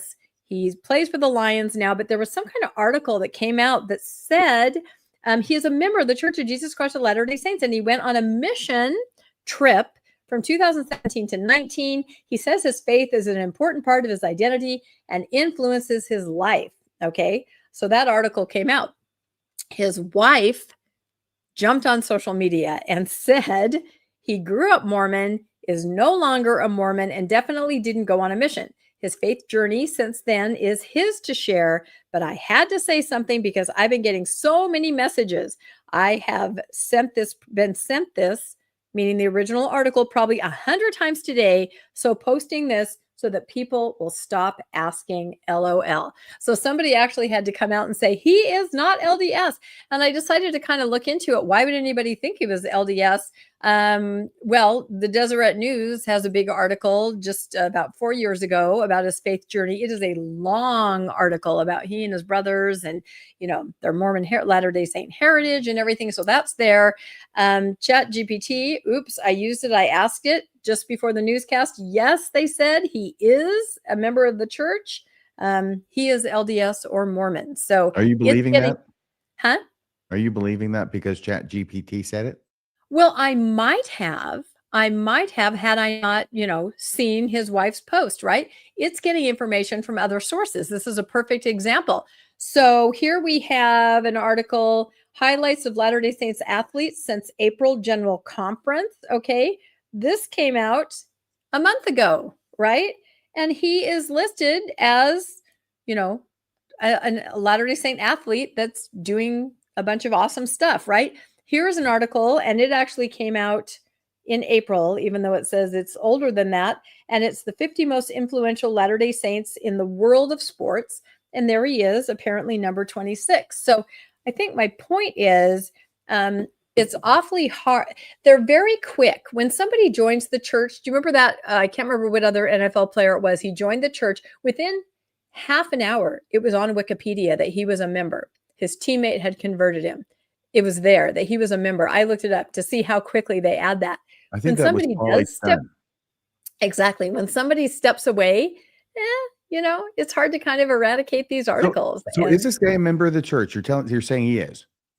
He grew up, as his wife said. If we go back, he grew up, but he is not anymore. And he did not serve a mission. No, he did not serve a mission. He went on a mission trip. If he did, nobody knows that. No, he was he was playing college football and getting awards and things like that. So it's very strange, but just be careful, I guess. AI, you never know what they're going to say, but it tends to skew. Yes, he's a faithful member. So I thought that was kind of funny.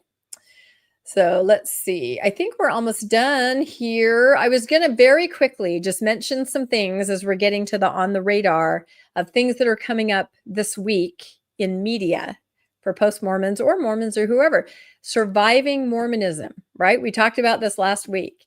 This is Heather Gay's 3-part series. It's going to be on Bravo, and it premieres on November 11th. That is tomorrow. Wow. And prior to that, on Ex-Mormon Reddit, if you want to go and ask her a question in person, she's having an Ask Me Anything with Heather Gay.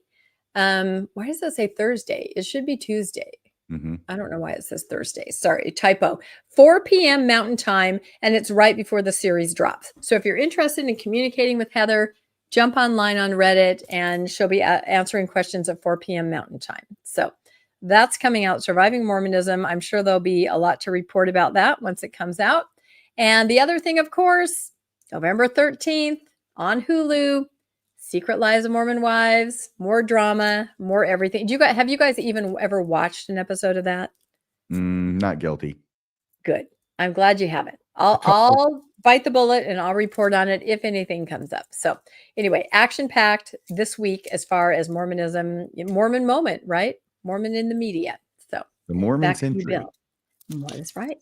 All right. So what we've got left is just to chat about what we've got going on this week. And so, Rebecca, I think the first one is yours. Oh, that is mine. Exactly. It's so funny. I'm sorry. I'm glancing over the comments where someone's saying that the Secret Lives of Mormon Wives aren't Mormon.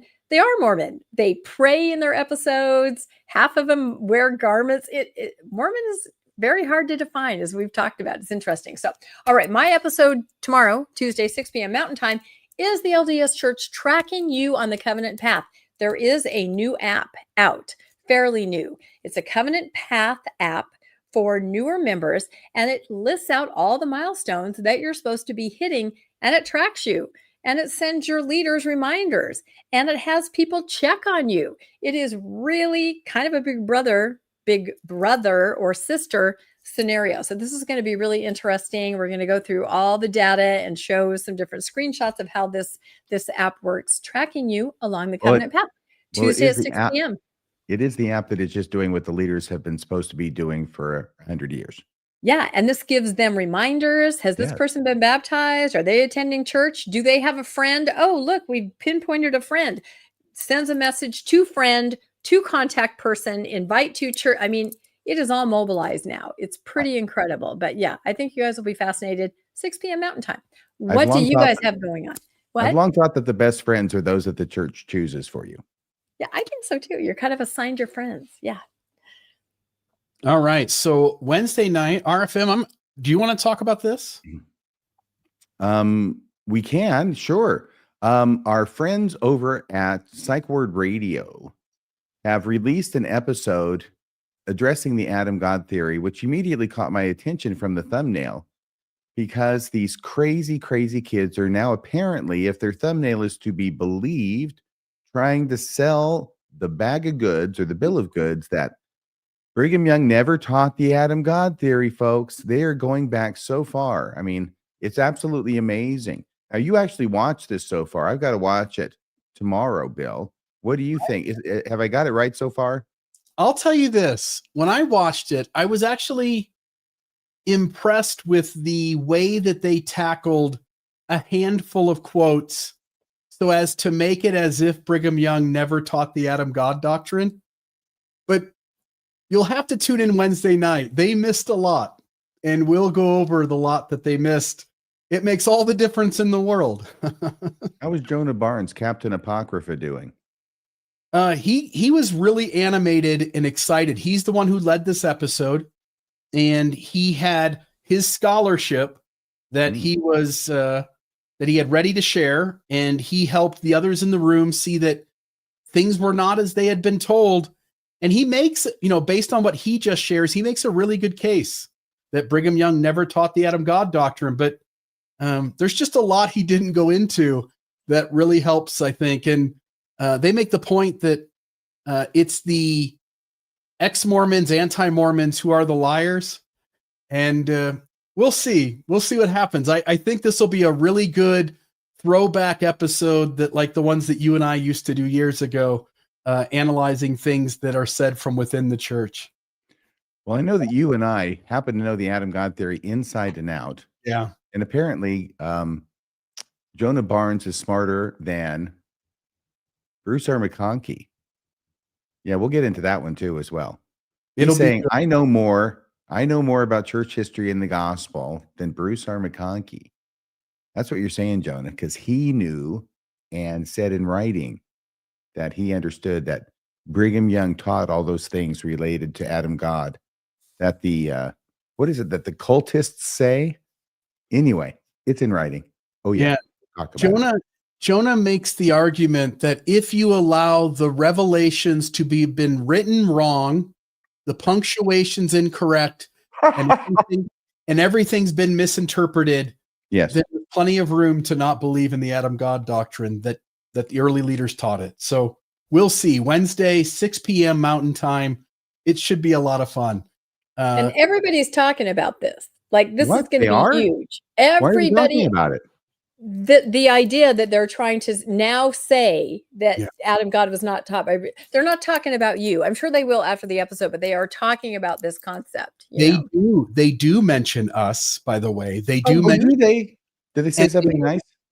And they mention you, and I'll just I'll leave it at that. But they do mention. Are they still walking funny after I got done with them in that debate 3 years ago? Actually, 4 years ago. I bet they don't mention my episode, because it was Little Scene with Ron Jorgensen, where we talked about Joseph Smith studying with the Kabbalah master, who that's kind of where the Adam God theory developed, which he then taught to Brigham Young. It really was from Joseph Smith. I bet he didn't see that episode. It'll be an interesting concept. Folks should tune in. It's going to be a lot of fun. We'll take them out behind the woodshed. They know the way by now. We'll have a lot of clips and some great commentary, I'm sure, on Wednesday evening. Maybe we'll even challenge Captain Apocrypha to a freaking debate. This would be a great debatable subject, honestly. This would be fantastic. No randos allowed. This would be amazing. He may have more guts than Jacob Hansen. Yeah. they would get their rear end cooked. Once I listened to it and then knew what they didn't say, Mhm. they would get their rear ends kicked. But We're going to tell you all the stuff they didn't tell you because they're trying to fool you. They're They are. trying to deceive you. You Yeah. see, that's the crazy thing. Let's ask He is smart enough. AI. He knows this stuff and he knows what he's not telling you. And he really should be ashamed of himself. they're either deceiving you or they're the village idiots, and maybe we'll find out on Wednesday. They're both. Yeah. All right. Mormonism After Dark, Friday, 8 p.m. We'd love to see you there for that. Yeah. Radio for Mormon, you put this one out on Saturday. That was scary. That was a tough one to get through for me. And I hope it's not tough for other people to get through, but this is really, really personal stuff. And it's called Mormon Meets Satan, but instantly regrets it. So you have to put that last part after it to make it so topical. Instantly Did you make that regrets it. thumbnail? I did. Gosh, you're getting so It good. looks- That's really good. I just have to go back 1 second. I asked ChatGPT, did Brigham Young teach the Adam God theory? Yes, Brigham Young taught the Adam God theory, which posits that Adam is blah, blah, first in 1852. I mean, it's all here. They're going to have to fix this algorithm because right now it says, yes, he did. Oh, Molly, thank you so much. Yeah, I know. I'm sorry you sobbed your heart out. I hope you didn't do that. But I mean, I did at the time, and I guess it's hitting you for the first time. I've lived with it for almost 50 years now. But thank you so much. And I came to a huge realization during the course of this, which I say at the end. Huge for me. I don't know if it means a lot to you, but and I don't know. This is just part of who I am. It's a very, very strange thing that happened to me. By the way, here, can I tell you the one thing? I didn't mention it in my the podcast itself, but I want to mention here. What I am relating is a very detailed incident. And by detailed, there's all these things that happened leading up to it during the course of this vision, dream, whatever it was, visitation. I don't know. I don't try and force it to be one way or another, but it was detailed as heck. And I think everybody who listened will remember that. Now I'm going too long for this, but the thing is this, is that I remember this with such clarity that every time I say it, and I don't say it a lot, so there years and years go by in between recitations, I always remember it exactly the same way. There's one spot in it that I'm not sure of, and every time I get to it, I always say I'm not sure about this, and that has to do with a little bit of dialogue. But I looked it up, so I was sure about it for this. All I'm saying is that people are different. I understand that, okay? But for me, if something shocking to me happens to me that could be equated to something like a vision, you know, I'm not saying Jesus appeared or Jesus and Heavenly Father or anything. I remember that stuff. I don't have these wildly variant kinds of recitations from year to year that I'm telling people about the same visitation or vision that I have. It is consistent throughout. And I know that because I had lost the original telling, where I wrote it down in 1991, which I go to off of here. Decades have gone by. I'm trying to recount it again. There's that one little place that I can't remember, but I know that I can't remember it, right? It's not that I go through it without remembering. I know this is a place where my memory fails me every time. And just one little fact, I was able to find this writing and compare it against what I had remembered. I was remembering it for someone else, my daughter. And it was exactly the same, except for this one little thing that I knew I had to get correct. So, like I say, I know people are different, but if I had been Joseph Smith and seen the first vision, I wouldn't have all these different scenarios that he came up with over the course of 25 years. Well, there, yeah. A lot of people in the comments really love that episode, RFM. So, Oh, well, thank you very much. You're very kind. It's not the normal kind of RFM episode. if you haven't watched it, do check that out.